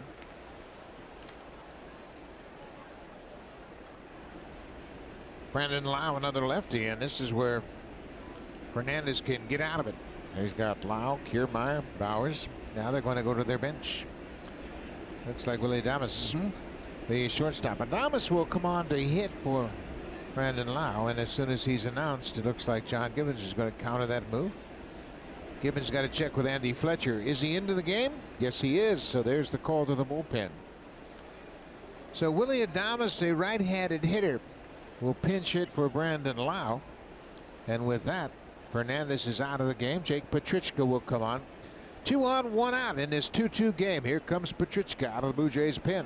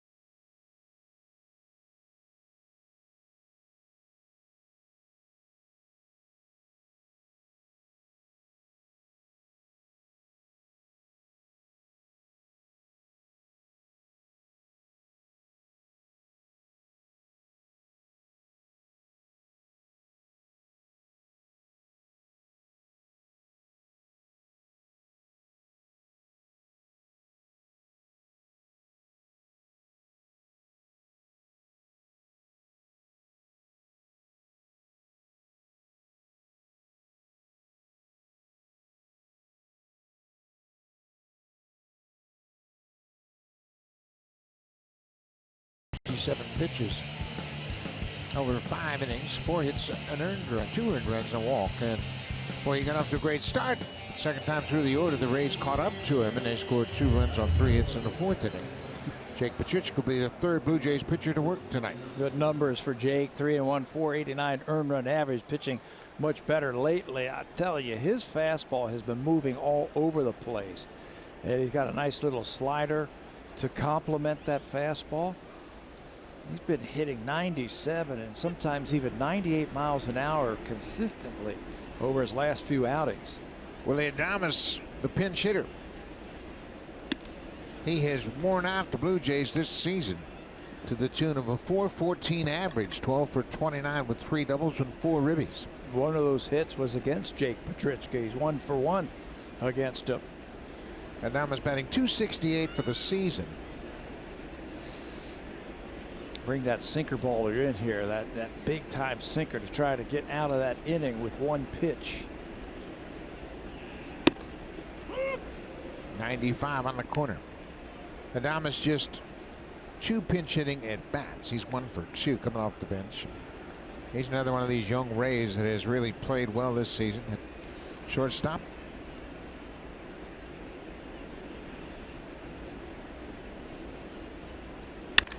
Ground ball, that gets through. G-Man Choi's coming in. He's going to score, and Willie Adames with a pinch hit RBI single up the middle. Petrichka got the ground ball, but it went right up the middle. Yeah, and Tampa Bay has the lead. Unfortunately, he couldn't get it to be hit right at somebody. That would have been a tailor-made double play. Adames, you mentioned he's been wearing out the Blue Jays, and he does it again.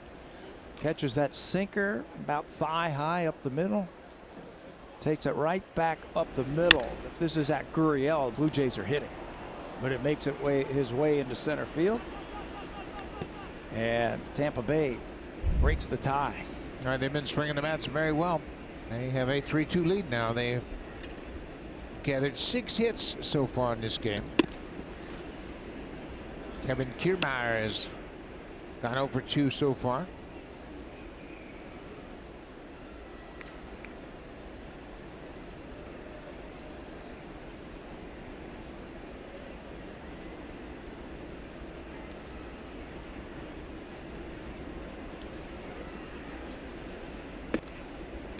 off the plate. 2-0. Tommy Phams at second. Willie Adames, the pinch hitters at first, and there's a second lefty. Jim Mays is starting to loosen up for the Blue Jays.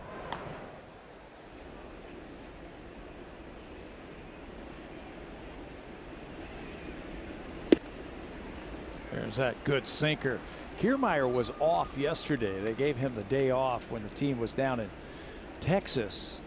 They gave it off just to rest him up a little bit, but he has been hot. He's had 9 extra base hits in his last 13 games. And like you were saying earlier, he loves to hit here in this ballpark. Says, I see the ball so well. He knows it's a great hitter's ballpark, but he can really pick the baseball up here. Fouls that one off Danny Jansen's mask.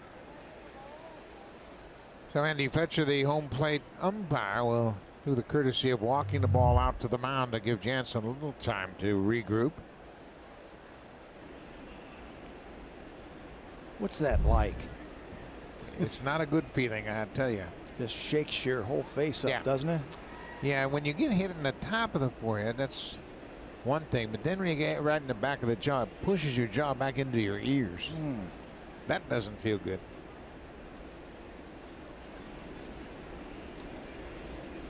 Two balls, 2 strikes on Kiermaier. Slider in the dirt.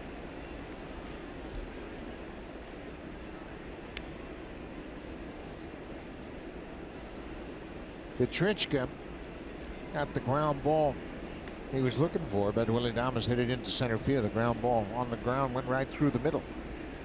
3-2, 1 out. Phams at second, Adames at first. A run in here. That leadoff walk cashed in by Tampa Bay.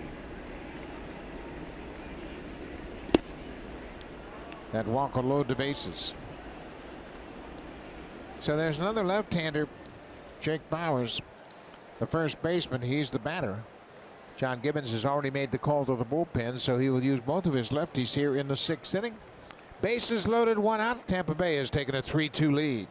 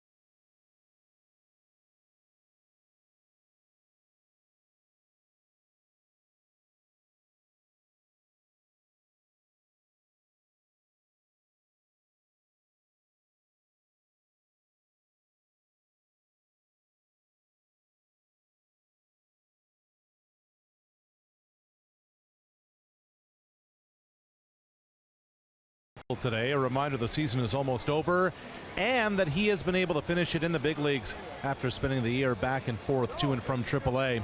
In the last 13 games, Meza hasn't allowed an earned run. Right around the time he added a 2-seam fastball that has given him the ability to get a ground ball when he's needed it. Meza now says he feels he's more comfortable with hitters, with his game plan, and in how he attacks it. Buck? He has really been good, Arash. He uses that slider very well. The slider can neutralize right-handed bats, and Kevin Cash has gone to his bench. The batter was the first baseman, Jake Bauers, a left-handed hitter, but when John Gibbons calls in his second lefty, C.J. Cron, bottom right of your screen, will pinch hit with the bases loaded. Phams at third, Adames at second, and Kiermaier at first. A run in already. And all Cron has done this year has led this team in home runs and RBIs.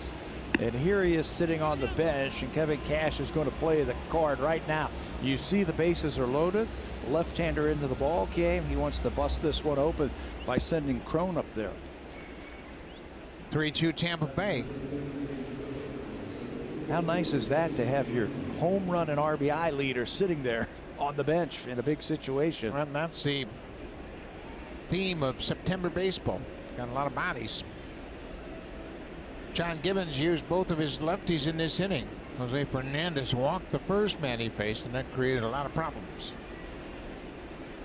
Cron with one out and the bases loaded goes after the first pitch. It's a slider. He fouls it back. Tim was talking about how also he's feeling a little bit more comfortable at the big leagues, and that he belongs here, and that he believes that he belongs here, that he can get guys out. Follow my game plan, do what I have to do to get outs, register outs. His slider's been pretty nasty lately. Jeff Nelson said no swing. It's a 1-1 count on C.J. Cron. Cron has had his problems hitting against the Jays this season. He's just 3 for 24 with 12 strikeouts. But he's hit well with the bases loaded for his career.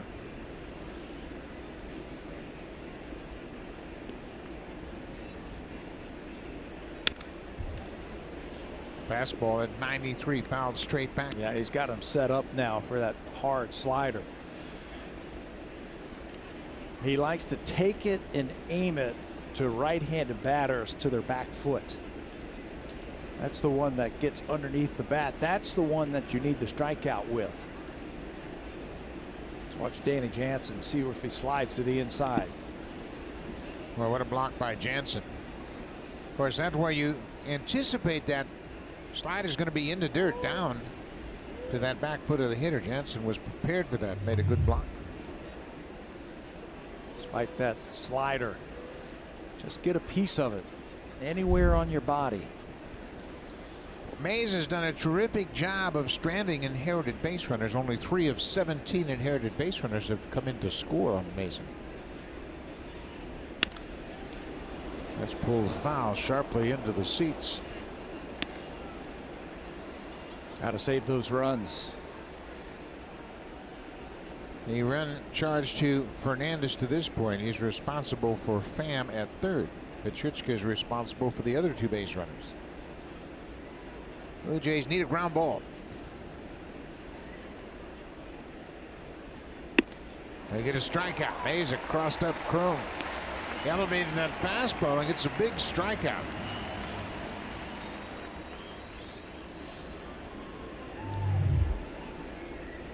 That's a 4-seamer. He's been working on a little 2-seamer to try and throw something else up there. That time he crosses him up, 4-seam fastball elevated. And if he doesn't swing at it, I'm sure he would have come right back with that slider. That's a big strikeout for Tim. Well, once again, the Rays are going to go to their bench. Carlos Gomez, the veteran, will come on and hit 2 outs now. The bases are loaded. 215 for the season, 9-32. A notorious free swinger. Goes after the first pitch and fouls it into the catcher's mitt. The wheels are spinning here, and it's only the 6th. Gomez is 0 for 10 this season as a pinch hitter. He went around. 0-2.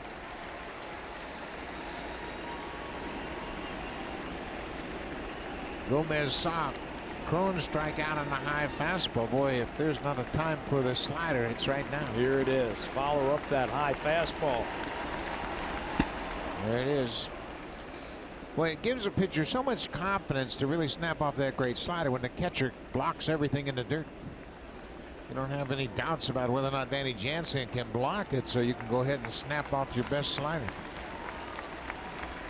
If it's in the dirt, it's not a problem.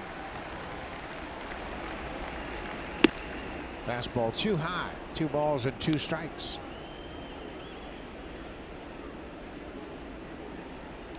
Tampa Bay has taken the lead here in the top of the 6th.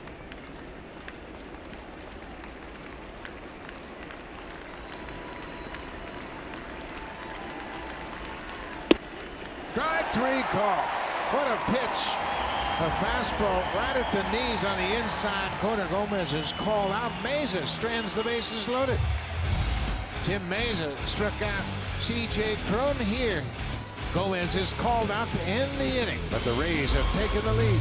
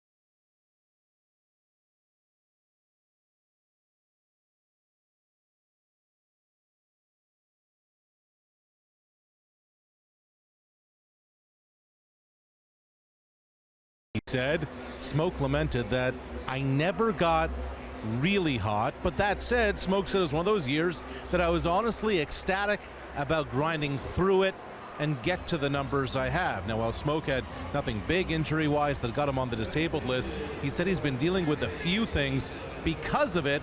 Medically, he said, you have to change your mindset. He said, I'm going to play through it. It's not like I'm going to give in.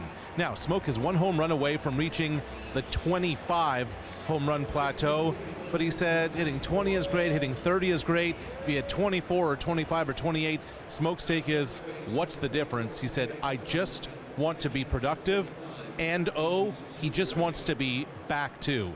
He says, I'd love to return to Toronto in 2019. I don't know another place I'd like to be in right now. Guys? Well, he's a veteran, and they need a veteran presence like Smoke. So he has had a down year compared to his season a year ago. Lots of changes here. Jesus Sucre takes over behind the plate. C.J. Cron, the pinch hitter, he's at first base. He hit for Jake Bowers. Joey Wenda moves from shortstop to second base. Willie Adames pinch hit and had an RBI single. He takes over defensively at shortstop. I'm not sure why Kevin Cash was out to talk to Andy Fletcher. Carlos Gomez got in a fight with Andy Fletcher, and he might have been thrown out of the ballgame. So his manager went out there to talk to him. Gomez was carrying on in between that inning, arguing with the home plate umpire about one of those strikes that was called a strike, one of those pitches that was called a strike. Justin Smoke tried to check his swing and went after it. Kevin Cash doing a little fence bending out there with the home plate umpire.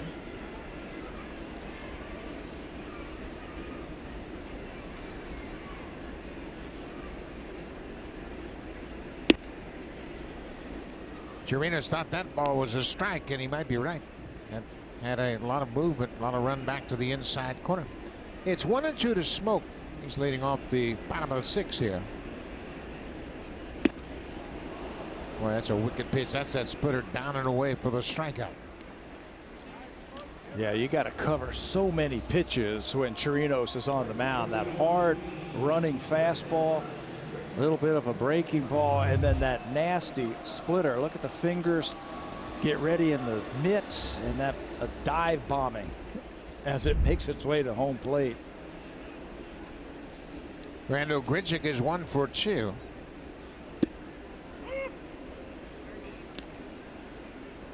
Chirinos in his 5th inning of relief.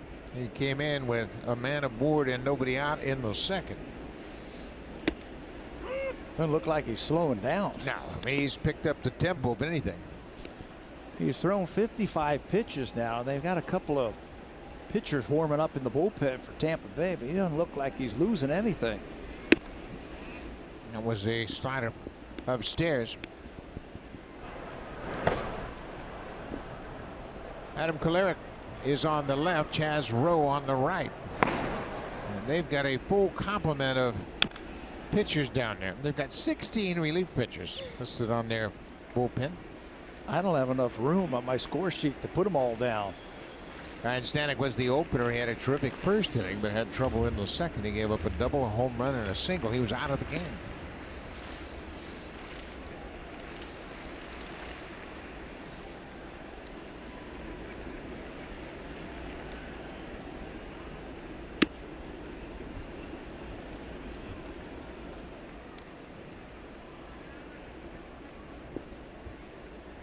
Boy, Ryan Baraki, he has really stepped up since coming up to the big leagues. That ball is ripped but foul.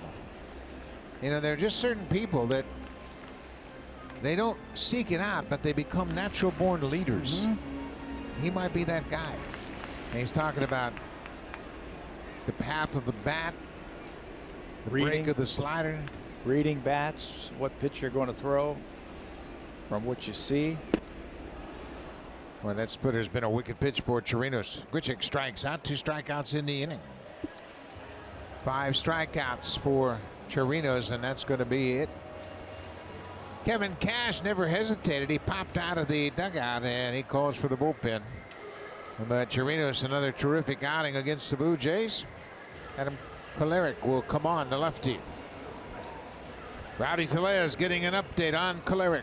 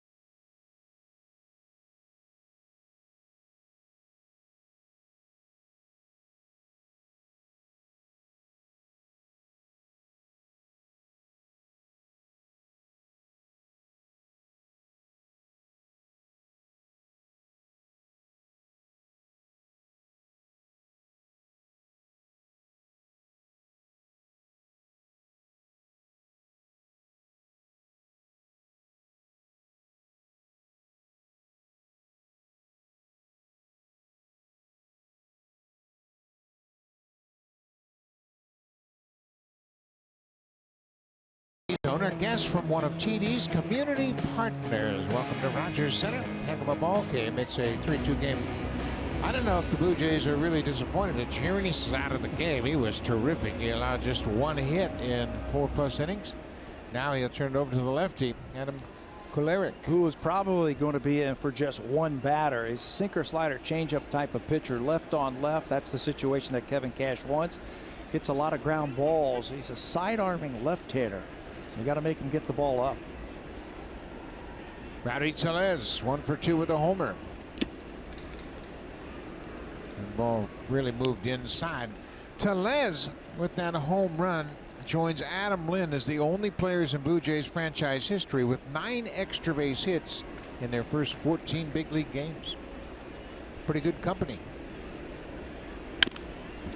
It's this bouncing ball. Crone will flip to Kolarek, and Tellez is retired. That ends the inning. So the Rays take a 3-2 lead into the 7th.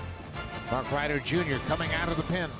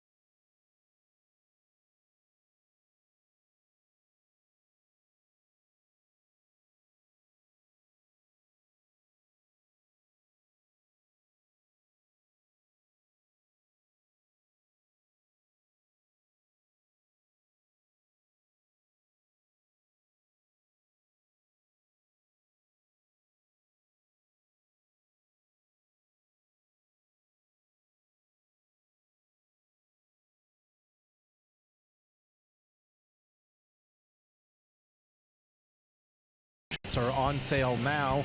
Purchase season tickets and automatically become enrolled in My Blue Jays. You can learn more at bluejays.com. We move to the 7th inning. Tampa Bay has a 3-2 lead. Mark Leiter Jr. He's getting a lot of work since he's come over to the Blue Jays. Yeah, he was claimed off waivers from Philadelphia on September the 1st, and this is his 6th game already for the Blue Jays. There are the numbers with Philadelphia and the Jays so far this season. Got a little bit of everything. the veteran pitcher. He's faced Tampa Bay already one time this year. That's the last time they were here. He threw an inning. It was a very clean inning. Had a strikeout against them. He'll get the top of the lineup here in the 7th. First batter he faced was Mallex Smith. That's who he faces here in the 7th. For Leiter, this is his 6th appearance since coming over to the Blue Jays. Mallex Smith had an infield hit and a stolen base back in the 5th.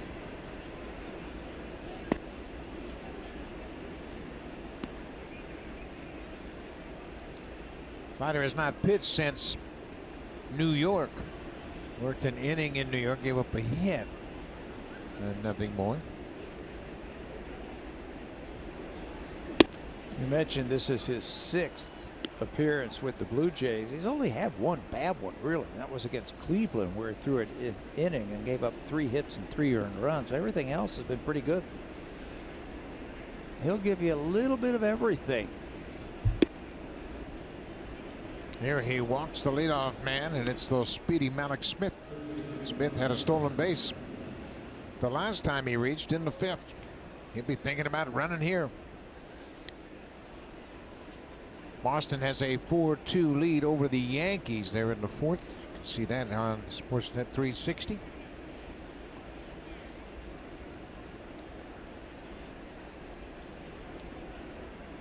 Matt Duffy is 1 for 3.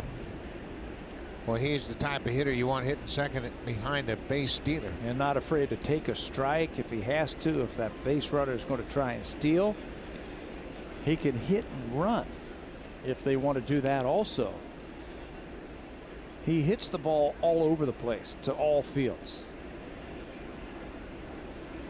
You can bet that he's going to try and shoot one to right field, hit that hole on the right side. He's got 52 opposite field hits this year.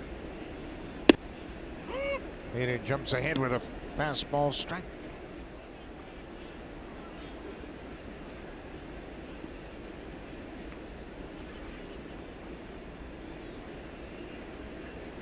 Gotta keep your eye on Mallex Smith.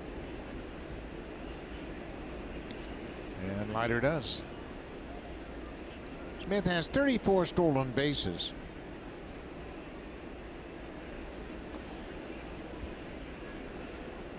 He's been a spark plug for this team since they moved him into that leadoff spot. High on base percentage, and you mentioned all the speed. That's a good aggressive lead. He's a little bit late getting back to first that time. Looked like he was thinking about running.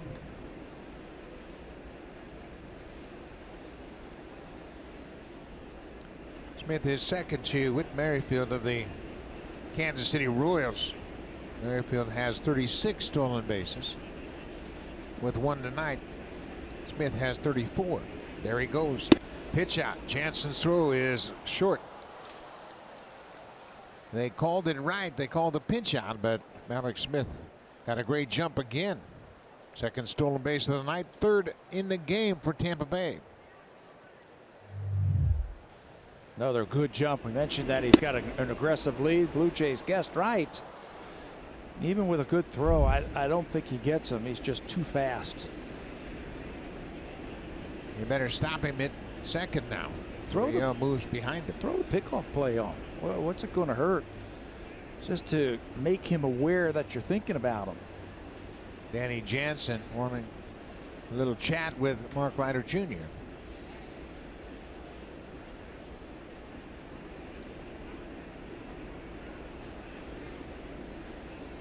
The Yankees have come back and taken the lead against the Red Sox.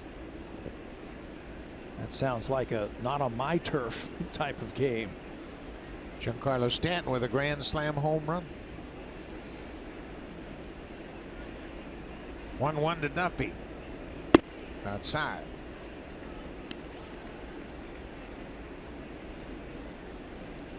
Mark Leiter Jr., the 4th Blue Jay pitcher to work here this evening. Sam Gaviglio started. Jose Fernandez in relief. He got just 1 out, and then Jake Petrichka. He didn't get anybody out, but Tim Mesa, boy, he did a heck of a job. Struck out 2 to leave the bases loaded. Ground ball.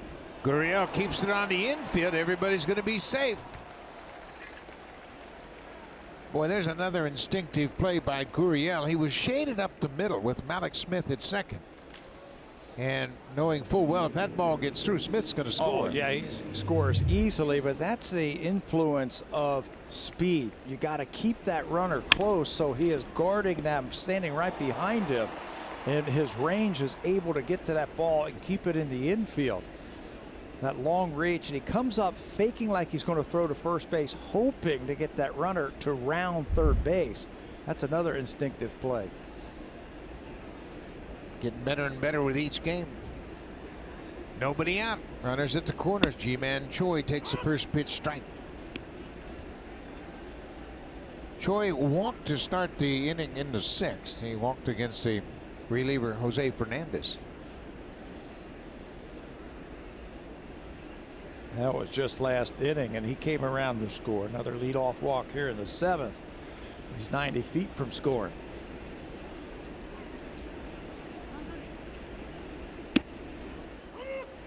Craig Choi had asked for time and it wasn't granted.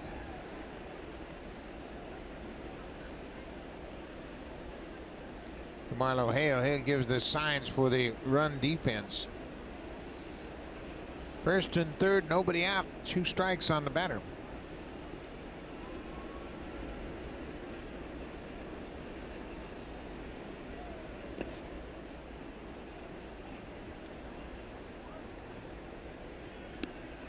Tampa Bay threatening to add to their lead here. Top of the 7th inning. Mark Leiter Jr. walked Mallex Smith to start the inning. Smith stole second and moved to third on the infield hit by Matt Duffy. They have a way of manufacturing runs, don't they? Got some pesky hitters, and they've got a lot of team speed.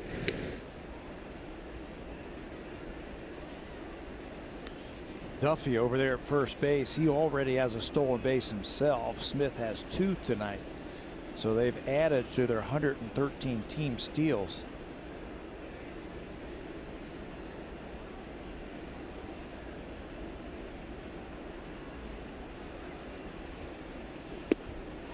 Cut on and missed. Choi strikes out.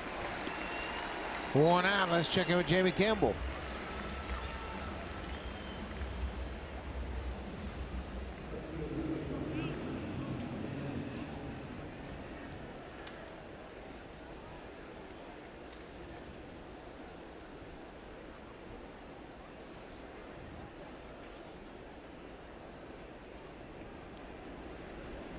Eduardo Rodriguez, he started for Boston, had 7 walks in 3 2/3 innings. I mean, you're just inviting trouble when you do that.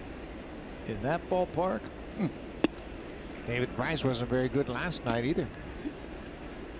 Tommy Pham, he's been good tonight. Pham has an RBI, triple, and a single. 2 for 3. Boy, he has really taken off since he's joined the Rays. Yeah, they made a small adjustment to where his hands are in his stance, but they said go ahead and just do what you do. That's why we wanted you. He's bought into it. Pham hit .248 for the Cardinals in 98 games. He had 14 home runs and 41 driven in.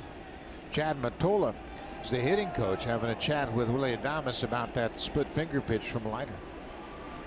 But Mottola's done a great job with these young hitters. Yeah, and he really enjoys working with them. He says there are a lot of young players. They really buy in. They try things. They practice. They buy into what they're trying to tell them, and it's been a lot of fun. Ball gets away, and the runner Duffy will move into second. That gets the Rays out of a double play situation. Again, another heads-up piece of base running. Yeah, it'll be interesting now to see what the Blue Jays do with their infield. I don't think they can give up any more runs, so they got to bring him in. It's a sinker down and in. And he just can't turn that glove over to keep that ball in front of him. That allows that runner to get into scoring position from first base. There's the infield in. Need an Adam ball right here. Something right at him. 3-0 count to Pham, and you can bet he's got the green light. He takes a strike inside corner on a breaking ball.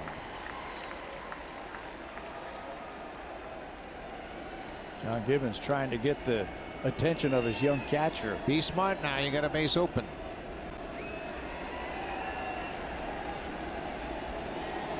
Give yourself a chance maybe to get a double play. Don't have to give in to Pham.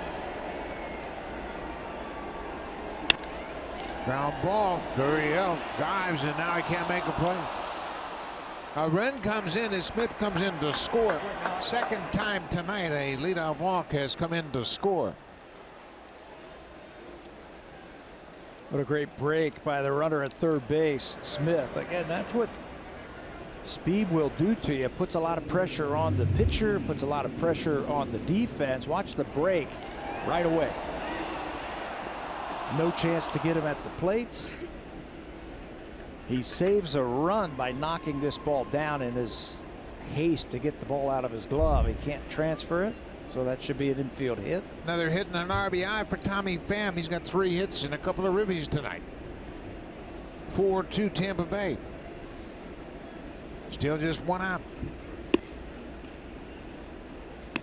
Joey Wendell started at shortstop. He has since moved to second base.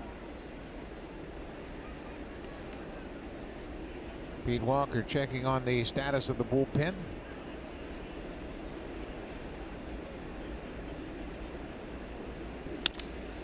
There's a base hit through the right side. Duffy's around third. He's going to score.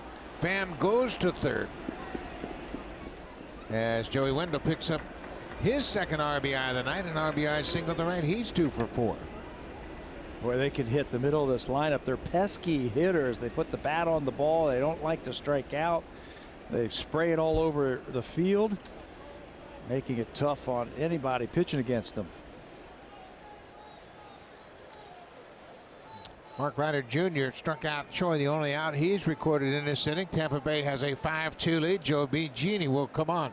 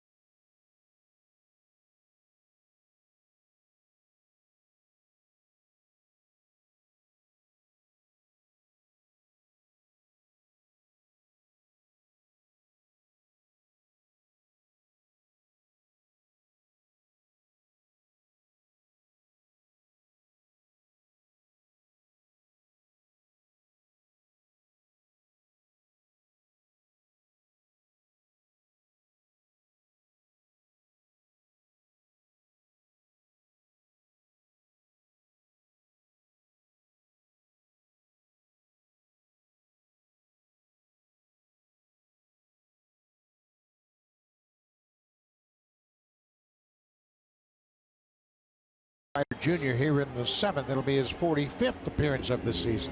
Just second this month. He was placed on the disabled list with a left oblique strain. That was on September the 1st. Spent 13 days on the disabled list, came off. First time he pitched was in that series in New York. An inning, just gave up a hit, had a walk. Did not pitch in the Baltimore series where the Blue Jays were just back. Now he is here to face the Rays. Got to clean up some mess here. Runners on base, first and third, just 1 out. Willie Adames had a pinch hit single back in the 6th inning. Jake Patricia came into the game. Brandon Lau was the batter, and they made a switch and went to the pinch hitter Adames. He delivered an RBI single. Pham's at third. Wendell's at first. Still just 1 out. Adames with a mighty cut. Hunter Wood and Chaz Rowe, a couple of righties loosening up now.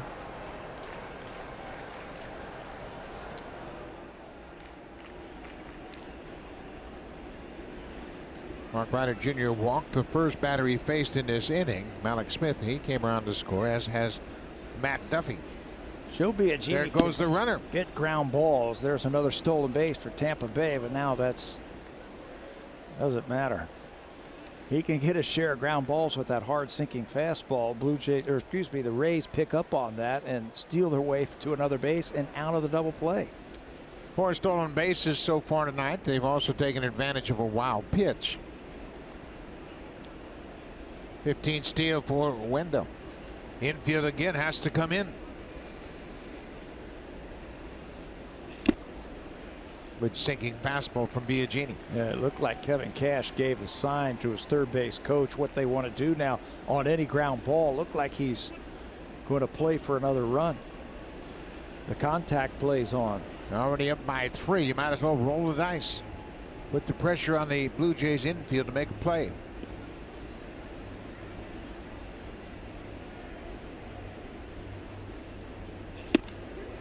Strike 3 call. And I was caught looking at that fastball. Now Biagini strikes out Adames. That's the second out of the inning. When he stays on top and he stays together, that fastball's got some movement. Right at the bottom of the strike zone, and it just clips the corner. That's a big strikeout. Now leave him out there.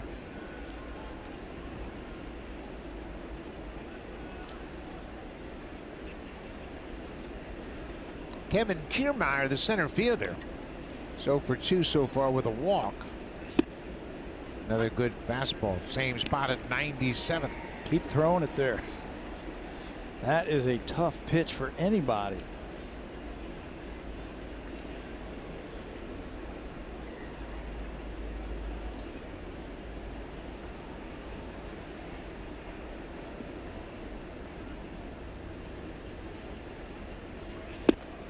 Went right back to it, but missed.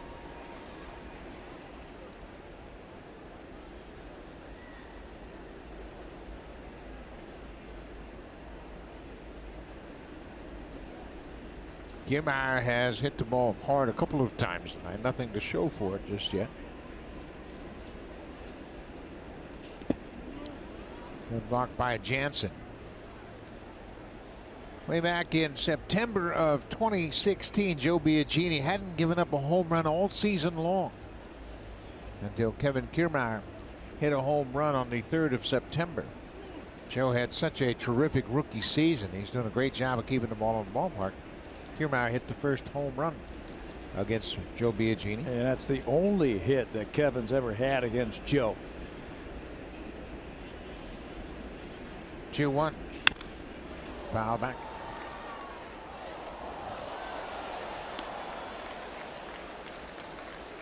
Joe had that terrific rookie season working out of the bullpen. And he really surprised a lot of people. He was a Rule 5 player. He pitched in 60 games in 2016 and did a great job in the postseason. It moved him into the bullpen, from the bullpen into the starting rotation. That didn't work out, and now they have him back where he belongs, in the bullpen. Joe made 6 appearances in 2016 in the postseason, a total of 7 1/3, allowed just 3 hits, no runs. Walked 1 batter and struck out 6, all in the postseason. Not bad for a rookie. He was good. 2 balls, 2 strikes, 2 outs.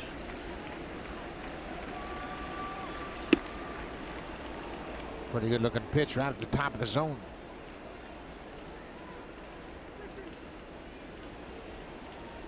C.J. Cron entered the game as a pinch hitter in the 6th and struck out against Tim Mesa. Full count on Kiermaier.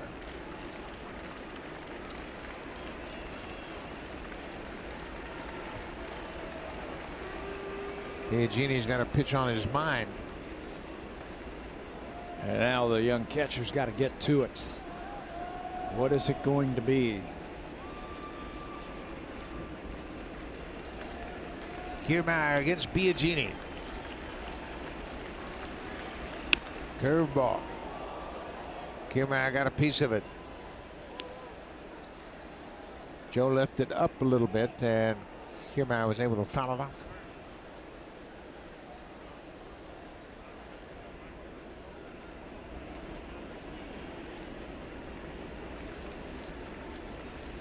Tampa Bay has scored 2 runs here in the top of the 7th. They've got runners at 2nd and 3rd.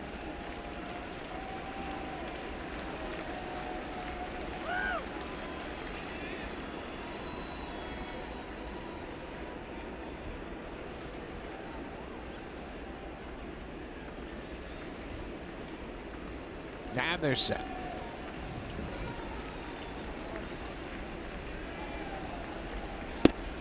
He walked him. So Kiermaier draws the walk. That'll load the bases. You know, that isn't a bad thing, the way Kiermaier's been swinging lately. I told you how hot he's been over his last 13 games. 9 extra base hits, 11 runs scored, almost a 400 average. You walk him, okay. You try and nip the corners to try and get him to get himself out. You walk him, now you got to face a right-hander. I think your chances just went up to get an out. C.J. Cron struck out against Mesa, as we mentioned, his only plate appearance of the night.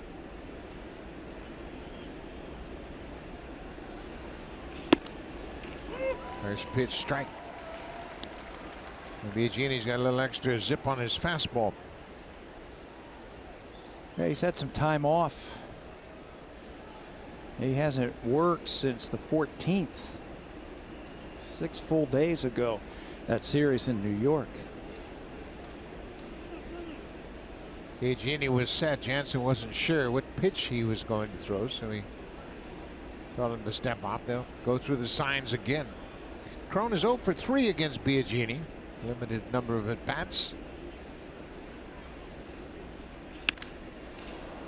Fly ball looped into left field, and that's going to drop in front of Billy McKinney. Here comes the 3rd run, trying to score. Strong throw, but not in time.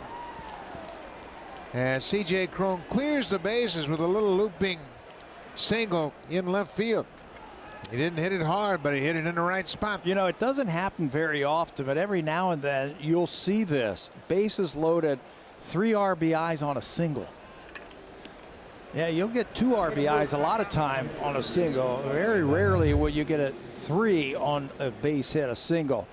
And it's because he had the right guy at first base and how this ball is just looped and there's 2 outs. So Kiermaier's taken off on anything into the outfield. McKinney does everything he can to try and catch it. And Kiermaier just so fast, scores all the way from first base. He took a look over his shoulder when he got the shortstop when that ball was hitting the turf. And once he saw it bounce, he knew he was going to be able to score. Billy McKinney just can't get there in time. Then he tries to smother it and bounces over him. Kiermaier scoring all the way from first.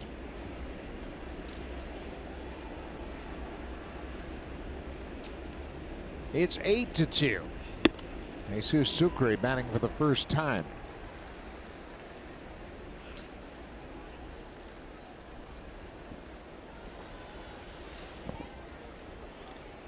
Carlos Gomez pinch hit for the starter, Nick Schufo. And then Sucre took over defensively. Yeah, that was just last inning. Gomez ended last inning by striking out, and I believe he got thrown out of the game. 1-2 on Sucre. The Rays have scored 5 runs here in the 7th.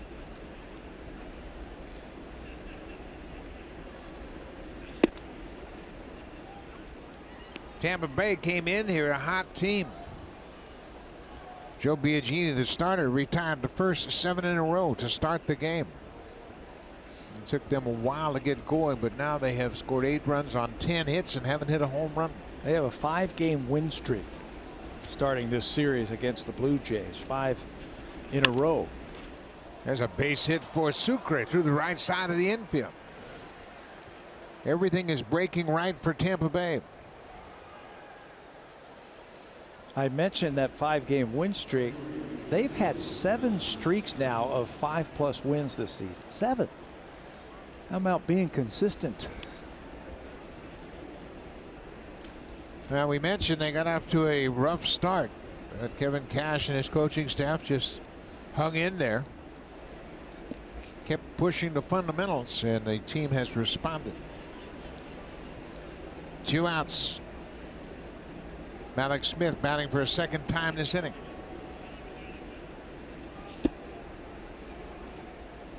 Smith started the inning by drawing a leadoff walk, then he stole second. He's got 2 stolen bases tonight. He's 1 for 3 and has scored a run.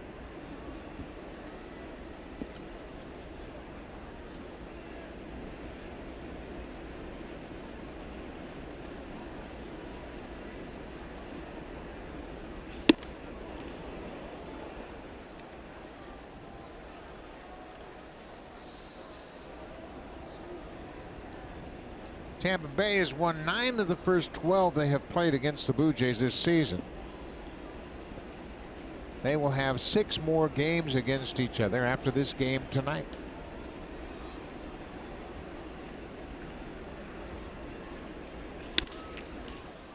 Pass Biagini. Urania will go to second for the force out, and that'll end the inning. But Tampa Bay puts up a 5 spot in the top of the 7th inning. C.J. Cron batting for a second time. Drops one in front of the left fielder. That clears the bases. Kiermaier scores all the way from first.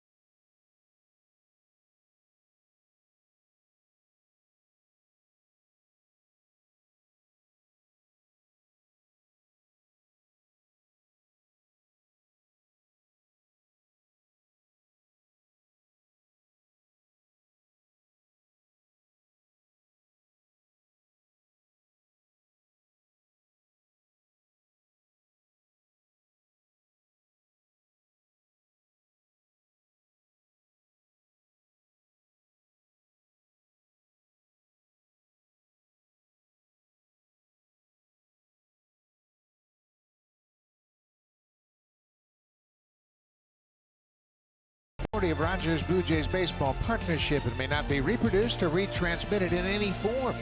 The accounts and descriptions of this game may not be disseminated without the express written consent of Rogers Blue Jays baseball partnership. Rowdy Tellez gave the Blue Jays an early lead. He had a 2-run home run in the 2nd inning, but since then has been all Rays. They have scored 8 unanswered runs, and they have really beaten up on the Blue Jays bullpen tonight. Hunter Wood will take over for Tampa Bay. He's another one of those rookie pitchers that the Tampa Bay Rays have used this season. In 22 games, he's 1-1 with 382 earned run average. He's faced the Blue Jays a couple of times. He's got a win against them. He's pitched 3 innings. He's given up 1 hit. Boy, a lot of options down in that bullpen for Tampa now. They got 16 pitchers. They brought up 4 more players today.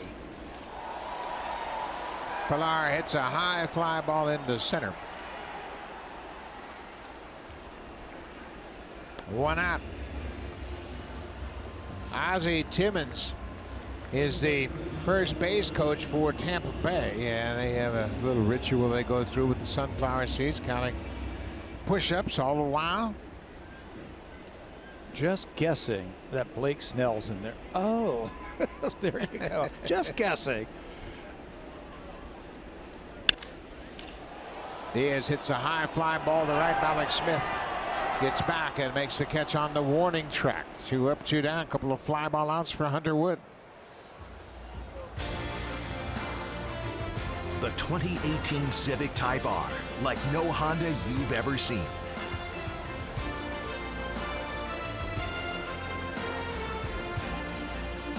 Indoor baseball tonight at Rogers Center. First of 4 games against Tampa Bay, and the Rays came in hot, and they have stayed hot.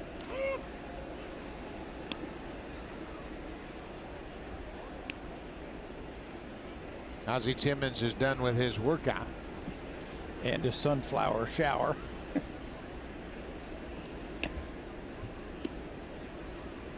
As Pat mentioned, the Rays have won 5 straight games. They're 14-3 over their last 17.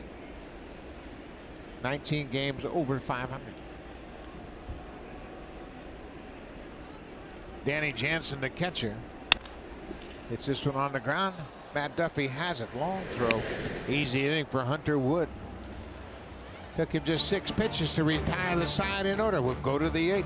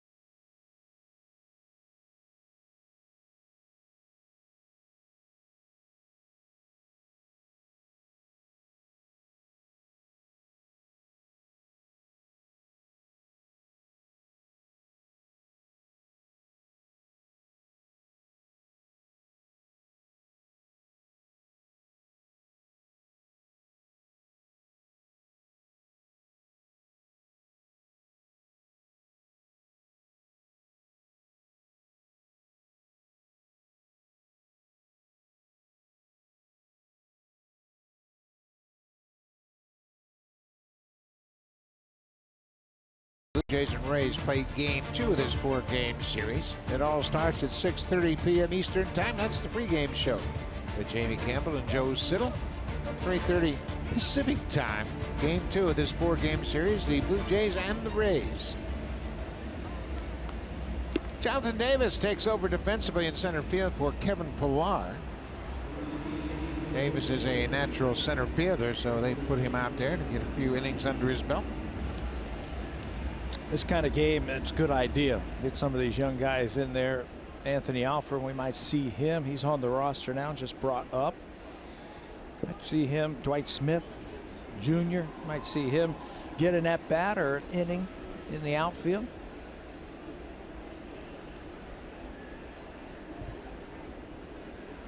Here's Matt Duffy. And he goes after the first pitch. Joe Biagini continues to work for the Blue Jays. Duffy is 2 for 4. He has scored a couple of runs, has a stolen base. It's a nice lineup they feature. Good balance in the lineup. I know tonight they started 7 lefties against Sam Gaviglio. There's a liner to Arena at second. Duffy's retired. They talked about this good ball club and what Kevin Cash has done with his team, and you can see what they've done since August 19th. In the AL East, they have the best record at 23-5, best by a wide margin. A lot of that because of the pitching. Pitching's been the best in major leagues since then. A 266 earned run average. Enough offense. They'll figure out ways to score runs. Their whole game, when they are really good, and they've been good in the past, it's been built on pitching and defense, and they figure out ways to score runs. Kevin Cash has plenty of options. You mentioned the lineup to score runs.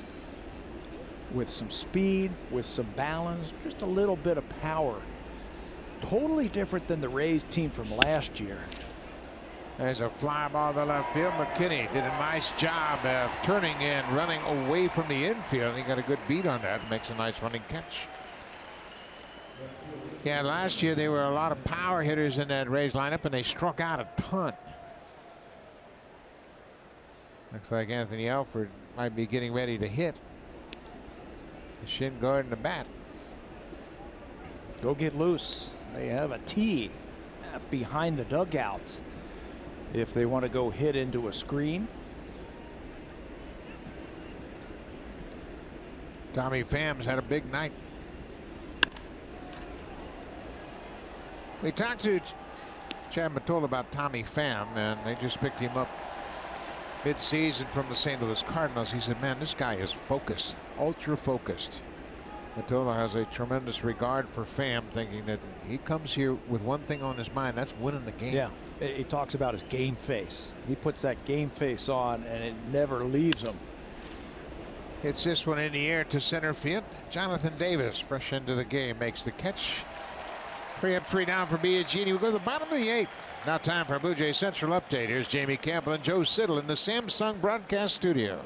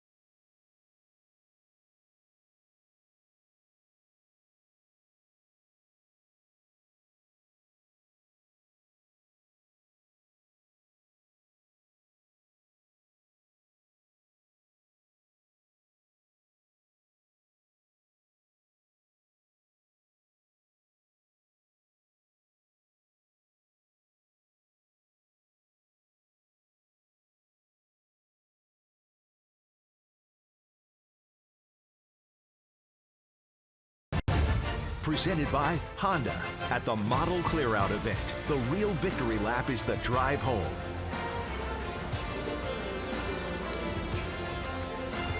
Bottom of the 8th inning. You can see the Rays blew it wide open with 5 runs in the 7th inning. They have out-hit the Blue Jays 11-4. Blue Jays have a home run in this game. Ronnie Tellez hit a homer. Richard Ureña gets a base hit on the first pitch of the inning. Drops it in front of the left fielder, Tommy Pham.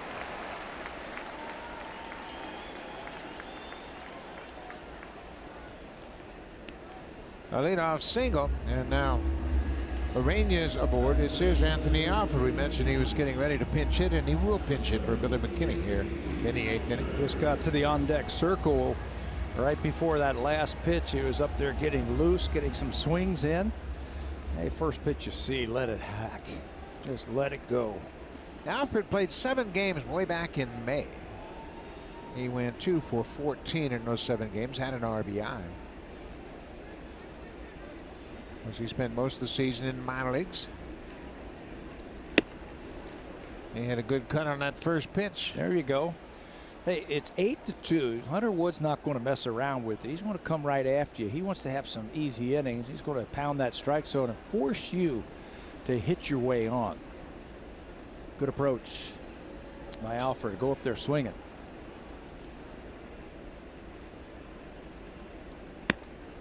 Alford ended up hitting .240 at AAA Buffalo, 5 homers, 34 RBIs. He had 17 stolen bases.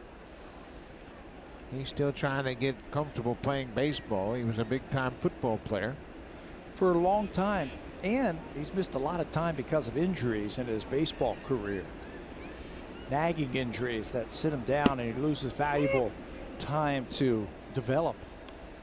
Well, he's got a ton of talent. Manfred's just 24 years old. He turned 24 on the 20th of July. Third round pick by the Blue Jays back in 2012, facing Hunter Wood. 1-2.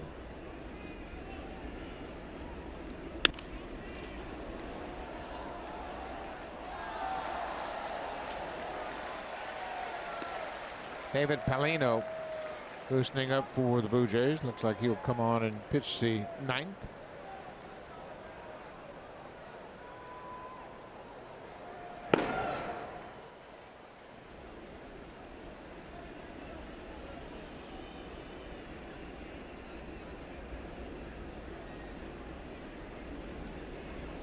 Anthony Alford pinch hitting for Billy McKinney. There's a good curveball. Alfred strikes out, first out of the inning. Hunter Wood dropped that big overhand curveball on Alfred. Yeah, that's his best pitch right there. A plus curveball. He shook to it. They went slider, fastball, and he said, no, I need that curveball with 2 strikes, and he picks up his first strikeout of the night. Lourdes Gurriel Jr. is 0 for 3 with a strikeout so far in this game. Look out. Fastball got away from him, 96 miles an hour.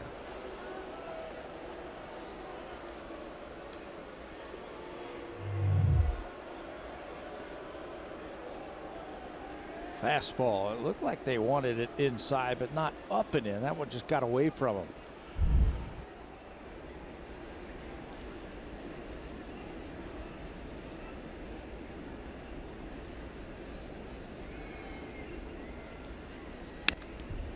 And a good cut at that fastball.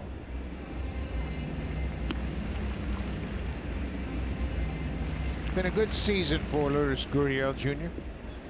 Opportunity to play on a regular basis. Remember, he's been on the disabled list a couple of different times. This is his 60th game this season.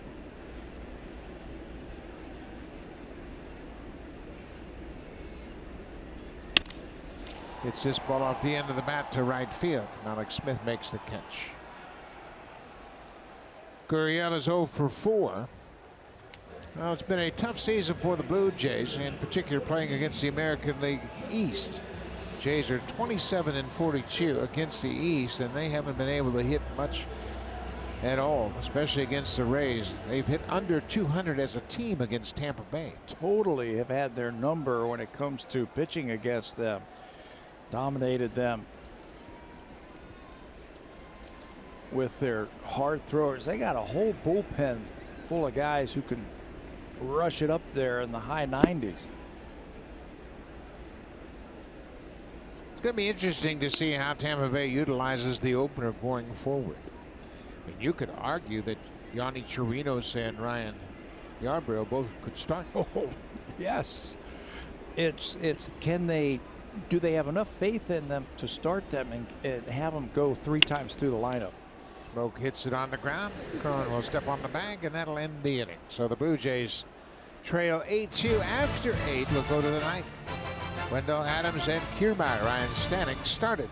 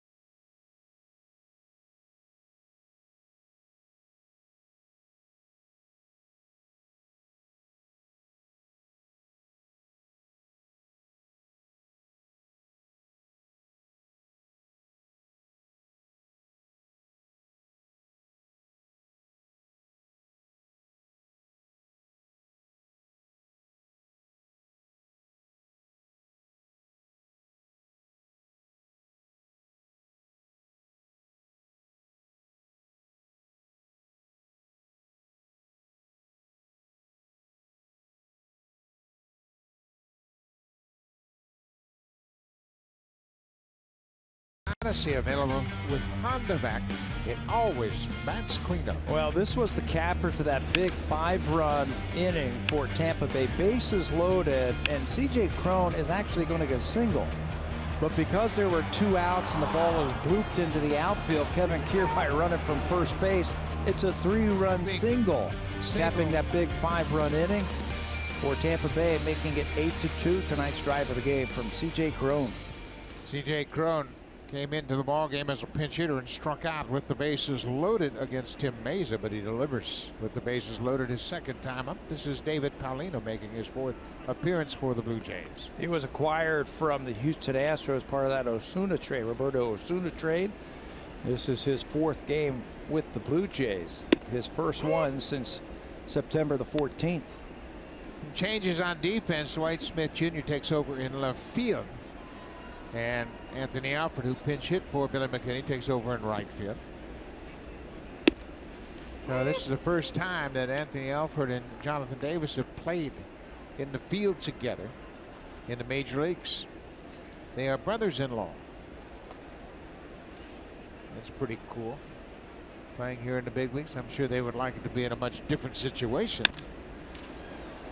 Trey Wendell hits it high into the air. Davis calls for it, makes the catch, 1 away.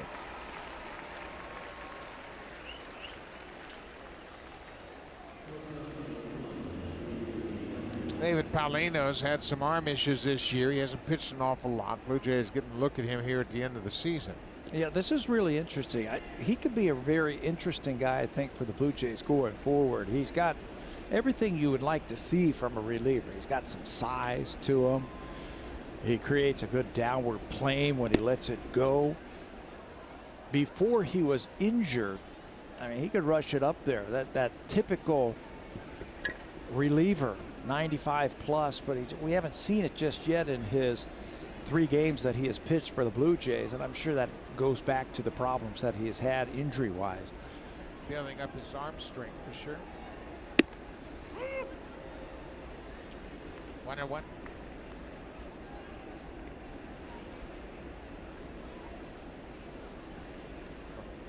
Well, until then, he's just going to have to build up his arm strength on the side. He's got good pitches. He's got a good curveball. He's got a good changeup. And eventually, he's going to get that arm strength back and have a good, hard fastball. That could be a nice little weapon coming out of the bullpen for the Blue Jays in the future. There's a good changeup to pick up his first strikeout of the night. Second time that Adames has gone down swinging. David Paulino 2 up and 2 down. 2 away here in the top of the 9th inning. Austin Meadows is going to pinch hit for Kevin Kiermaier. He has just been called up from the minor leagues. He was acquired, and they sent Chris Archer to Pittsburgh. He is a good-looking young outfield prospect. He was finishing up in the playoffs for Durham, and they were just defeated by Memphis in the Governor's Cup for the minor league championship in AAA.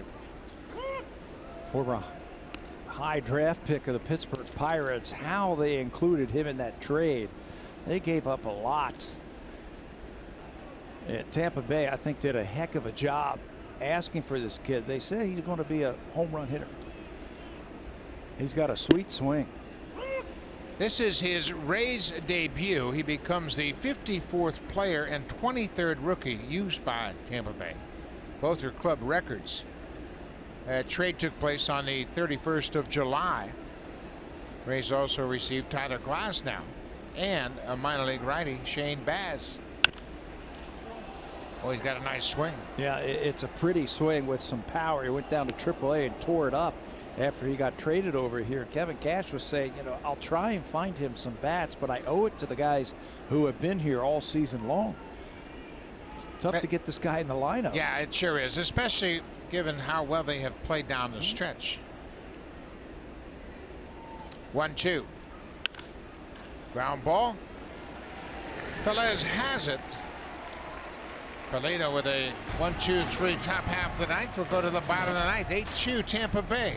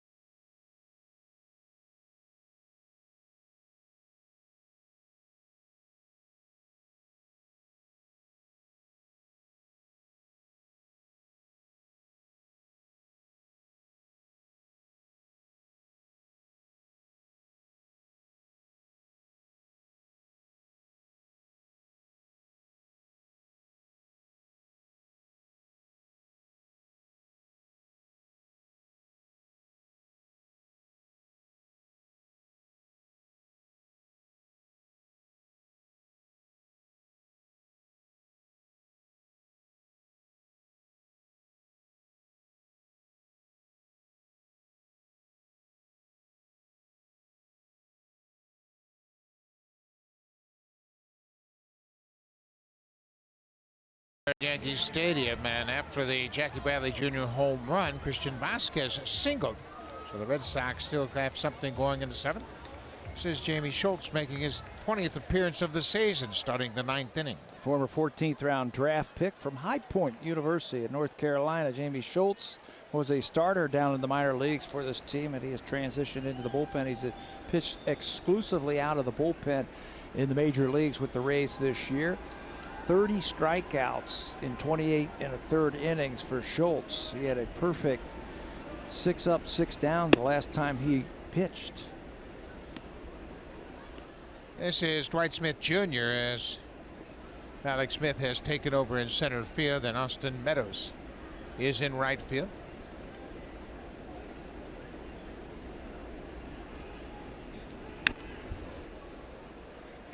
Ball and a strike to Smith, getting his first plate appearance. A couple of home runs this season.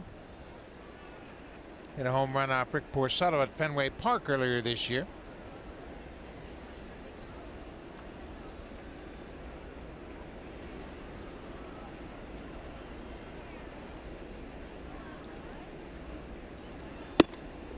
Sean Reed-Foley will pitch tomorrow night.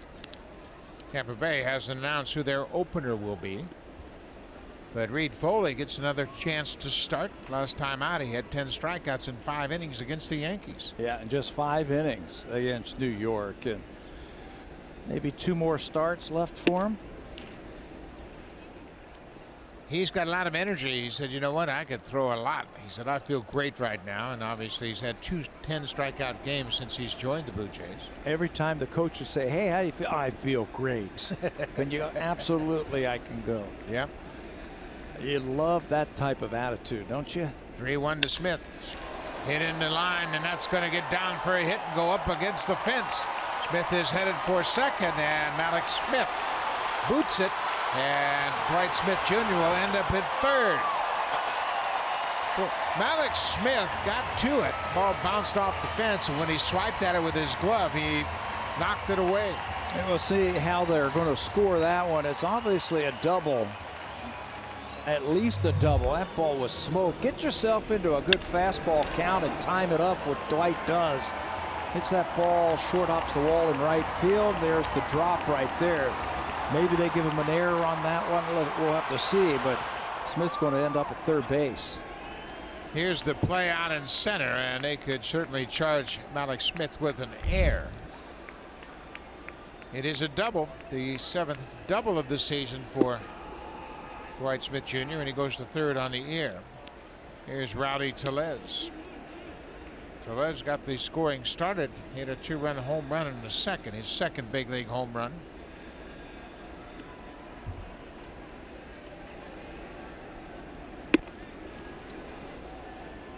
He knows these Rays pitchers, doesn't he? He doesn't wait around. Got his first hit. Homered on the first pitch that he saw, his first at bat tonight. That was against Stanek. Stanek had a very good first inning. He served as the opener tonight. 27th time he's done that. And then there was a long delay as the umpires went in to change their equipment. Umpires were late getting their equipment here to the ballpark, and they had to make a change. Velez pulls it foul outside of first. But Stanek gave up a double to Randall Grichuk, a 2-run home run to Rowdy Tellez, and Kevin Pillar gave up a single, so he was out of the game facing 3 batters in the second. It didn't take long, too, did it? Once he got back out on that mound for that second inning, double home run single. He was out of the game, and Chirinos came in and really settled things down for Tampa.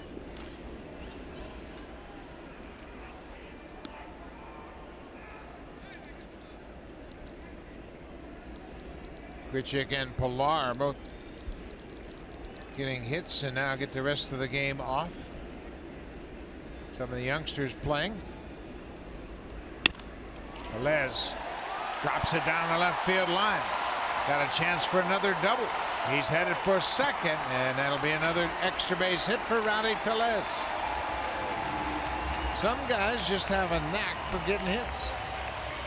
You know, you go up there, and a swinging bat is a dangerous bat. And told you his first couple of times up tonight, he was swinging at the first pitch. You're not going to get any hits taken.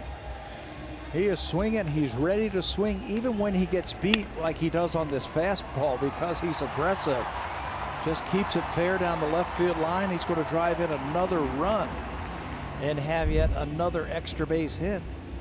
2 extra base hits tonight. He has 8 double, 2 home runs, 10 extra base hits in his young career. Kyle Snyder's going to come out the mound and have a chat with Jamie Schultz.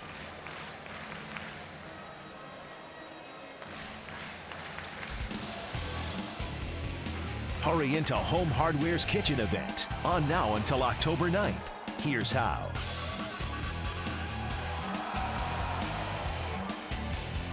Blue Jays have scored a run here in the 9th. Mike Smith Jr. led it off with a double. He went to third on the air by the center fielder. And now he's knocked in by Rowdy Tellez. These two organizations both share AAA teams in the International League, so there are a lot of players on both teams that know one another. Florida State League. They go at each other from the Florida State League on. Jonathan Davis will get his first plate appearance tonight. He took over defensively in center field for Kevin Pillar. I think their low A ball teams are in the same division too, aren't they? Bluefield and Princeton in the Appalachian League. Bowling Green and Lansing in so. that league also. So you got to figure some of these young kids have faced these opposition a lot. Right up the ladder, yep. Right up the ladder.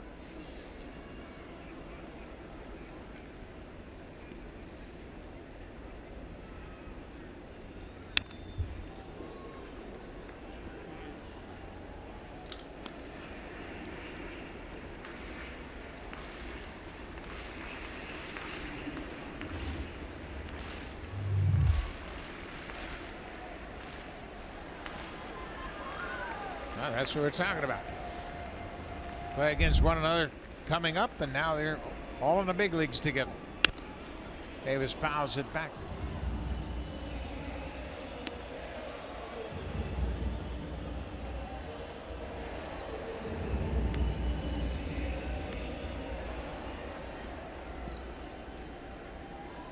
David Paulino had a nice inning. Retired to side in order in the top half of this inning. Both of those players from the Dominican Republic, so I'm sure they have faced each other growing up.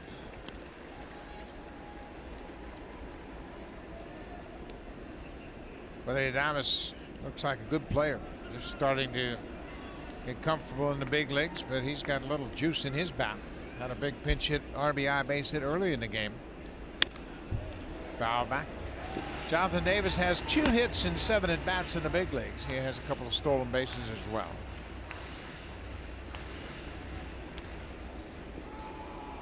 This year in the minor leagues at AAA Buffalo, he had 249. Had 23 stolen bases. Check that. He had 7 stolen bases in AAA Buffalo. Had 19 in AA. He's got some talent.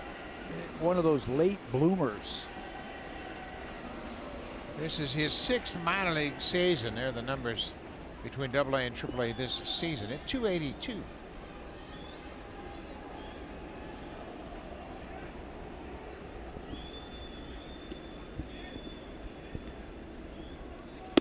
Outside. Like so many of these young Blue Jays players, Jonathan Davis played for Dennis Holmberg in Bluefield. As you see, Reese McGuire. 3-2, nobody out.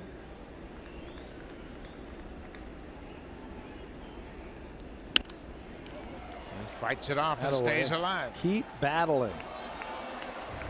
He's already picked up his first 2 big league hits. His first one was against David Price. Get up there and just keep battling.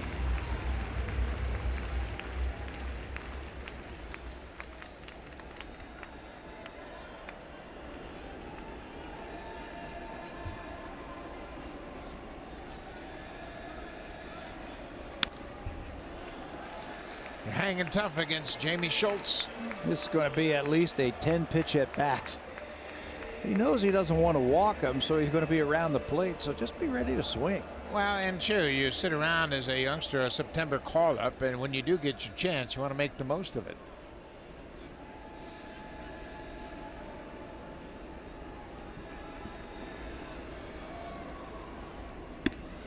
Hit him. So the 10th pitch of the at-bat hits Jonathan Davis. He goes to first. Kevin Cash making that call he didn't want to make. Yeah. Wanted to have a nice, quiet 9th inning. Now the Blue Jays down by 5, but they've got a couple of runners on and nobody out. So Reese McGuire will grab a bat, and now they got to crank up Sergio Romo. He's probably kicking back thinking, well, I won't have to pitch tonight. 8-3 Tampa Bay. Reese McGuire comes off the bench swinging. McGuire hitting .250 for the season. This is the 8th game he's appeared in. He's got a couple of doubles and an RBI.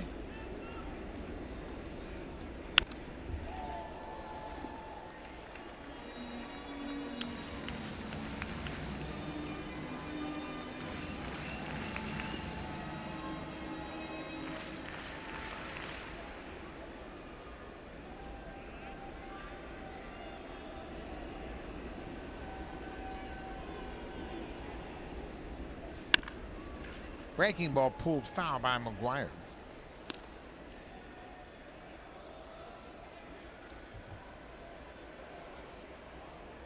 This is the second pinch hitting at bat for Reese McGuire. He's 0 for 1. Tellez is at second. Jonathan Davis at first. Rowdy Tellez with an RBI double.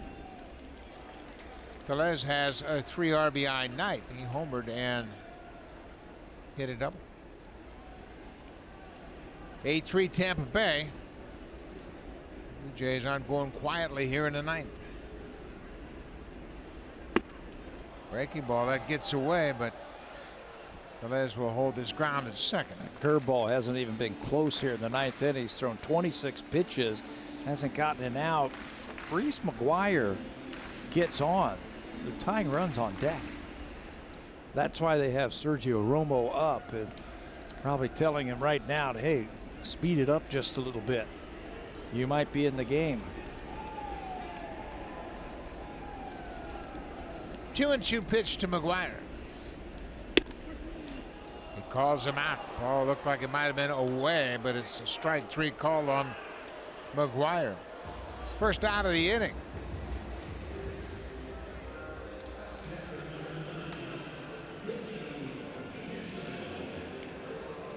McGuire was batting for Ledmus Diaz, and now Danny Jansen. Danny has grounded out 3 times tonight.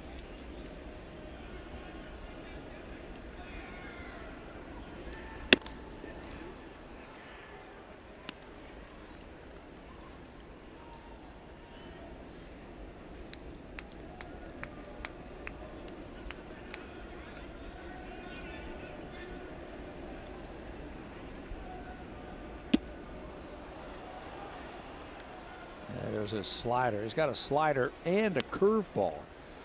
Had Tommy John surgery 8 years ago. Now he's getting his fastball back. He says he's hit 99 a few times in his career.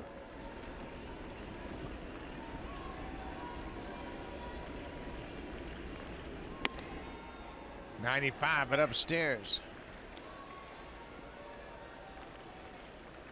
1 ball, 2 strikes, 1 out. Blue Jays batting in the bottom of the 9th. Tampa Bay has an 8-3 lead.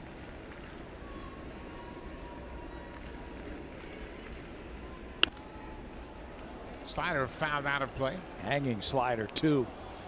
And just a little bit late on that one.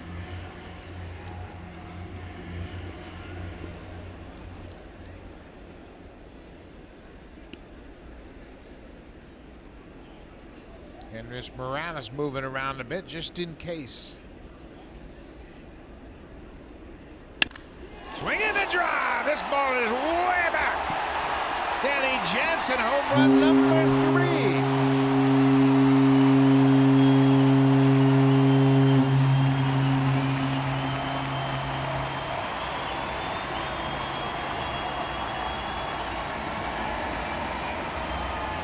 Jansen had a home run in Baltimore, and he put the wood on that one. Boy, what great sound coming off that bat. You throw a slider like that just hung up there. He saw one a couple of pitches ago and missed it. That time sped up his bat, and he absolutely leveled that pitch. Blue Jays have put up 4 so far. And the closer will come on, Sergio Romo. He's been the opener. He's been the closer. He's got 22 saves, and it is a save situation.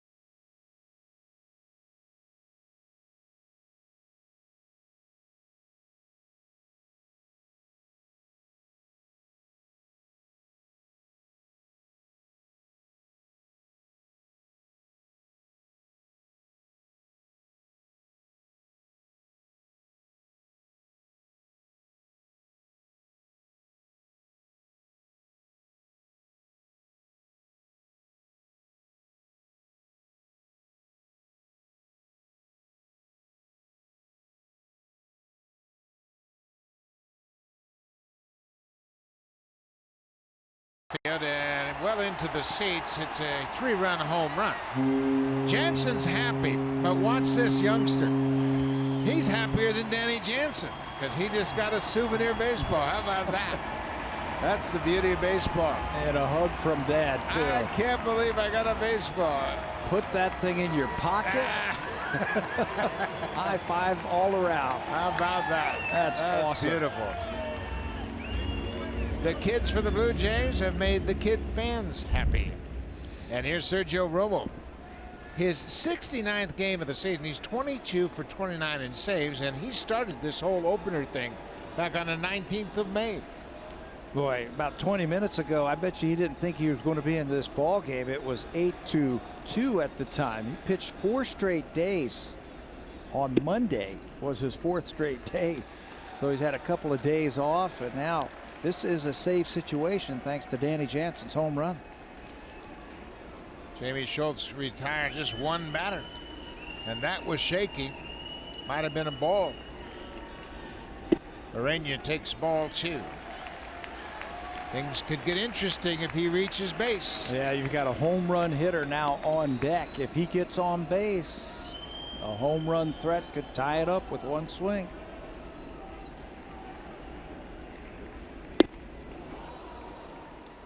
Romo not overpowering by any means, but boy, he's a savvy pitcher. Got that big sweeping slider. He'll change up from time to time. Yeah, he's got one of the best sliders, I think, in baseball. He'll throw it a lot to right-handers, and he'll backdoor it to lefties. There it is. Just 77 miles an hour. It's one of those pitches that just continues to break, and you can see Rick Jacoby talking to Dwight Smith Jr. about that Romo slider.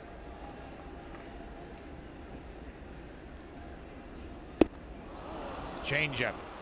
Romo strikes out Urena.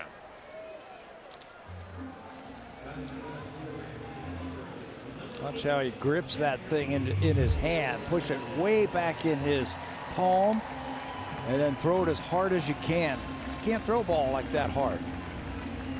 There it is coming off the fingers, and Urena is a little bit out in front.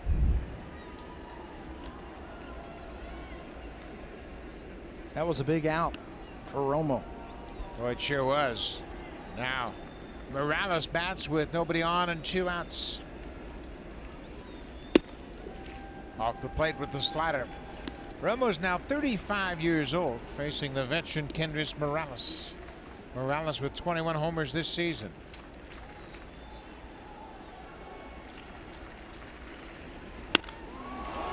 Fly ball off deep in shallow center. Everybody running in. That's going to drop. Morales will hold at first. I mean, he hit it right in the Bermuda Triangle. They were playing deep. That's not the tying run at the plate. And the center fielder, Malik Smith, did not get a good read on it. You can see him saying, hey, I didn't see it. I didn't get a good read. Watch him out in center field. The big swing by Morales fools him. And now everybody trying to run this ball down. It's going to fall for a single. And the Blue Jays, just like that, bring the tying run to the plate. So Morales out of the game. He gets a pinch hit single with 2 outs. Teoscar Hernandez takes over as a pinch runner at first base. 4 runs in here in the bottom of the 9th. It's an 8-6 game. Lourdes Gurriel Jr. is 0 for 4 so far. Swinging a high fly ball. Get up, ball. Get up, ball. Get out of here. And gone. It's a tie game.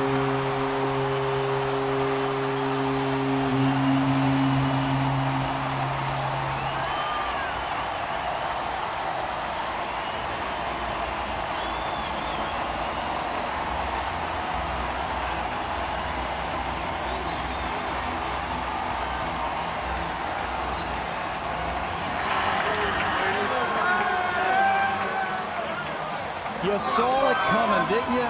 You had a feeling. Balls falling in there that shouldn't go in there. Walking guys, hitting guys. You give a team a chance, and the Blue Jays, who hit more home runs than anybody late in the game, used the home run to get back into this game and tie it up. You made a great point about Romo sitting down there watching the start of this inning, thinking, I got the night off. He had worked 4 in a row. Kyle Snyder, the pitching coach, out. How about Gurriel? It's almost like he was sitting on a breaking ball, got it on the inner half. And a long, majestic home run down the left field line. Tommy Pham could just sit there, and all he can do is sit there and watch. Gurriel, the 8th Blue Jay to bat here in the 9th inning, and he ties it up with a 2-run home run. Danny Jansen hit a 3-run homer, and look at the joy in that dugout. Smoke hits it. Get out of here. This ball is up. Oh, my God. A walk-off home run. Oh, my.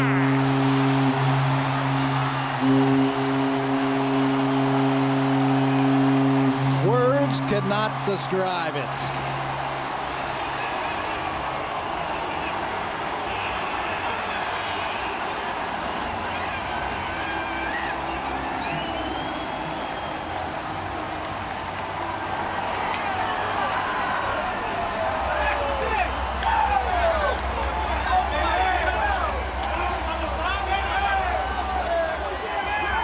Smoke's been known to do that. His 2nd walk-off home run of the season, the 5th for the Blue Jays. The 8th time they have gone back-to-back with home runs this season. And the Rays are shell-shocked. I'm shell-shocked. 8-2 heading into the bottom of the 9th inning. Blue Jays not even sniffing a hit for a few innings. Score 7 to steal a win from the Rays. Looked like an off-speed pitch. Yeah, change-up out over the plate. Smokey recognizes it, and he's got that beautiful home run cut from the left side. It's down where he likes it. He just lifts that thing right out of here. 3 home runs in the inning, and look at Gurriel. He knows it's gone immediately.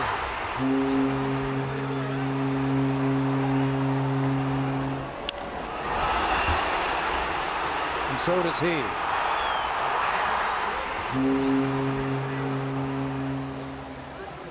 Justin Smoke, his 2nd walk-off home run of the season, caps off a 7-run bottom of the 9th. Danny Jansen with a 3-run home run. Lourdes Gurriel with a 2-run home run. And Justin Smoke with his 25th home run of the season has walked off the Rays. What a comeback. You know, it started with Smith getting it started, hitting that 3-1 fastball, getting the thing started with that double, and Smoke ended it with the long home run. Let's check in with Arash Madani standing by with Justin Smoke. Well, Justin, yesterday you said 25th home run doesn't really matter to me. 24.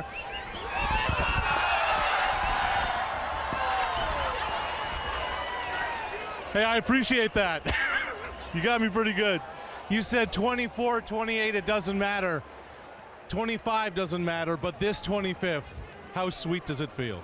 Yeah, wow. I mean, those guys put up some huge at-bats there in the ninth against a really good pitching staff. So, you know, to get me up there, I feel like I was grinding all night and was able to come up big. Justin, I mean, the inning was just insane. At 8-2, you couldn't have imagined you'd be up at the plate.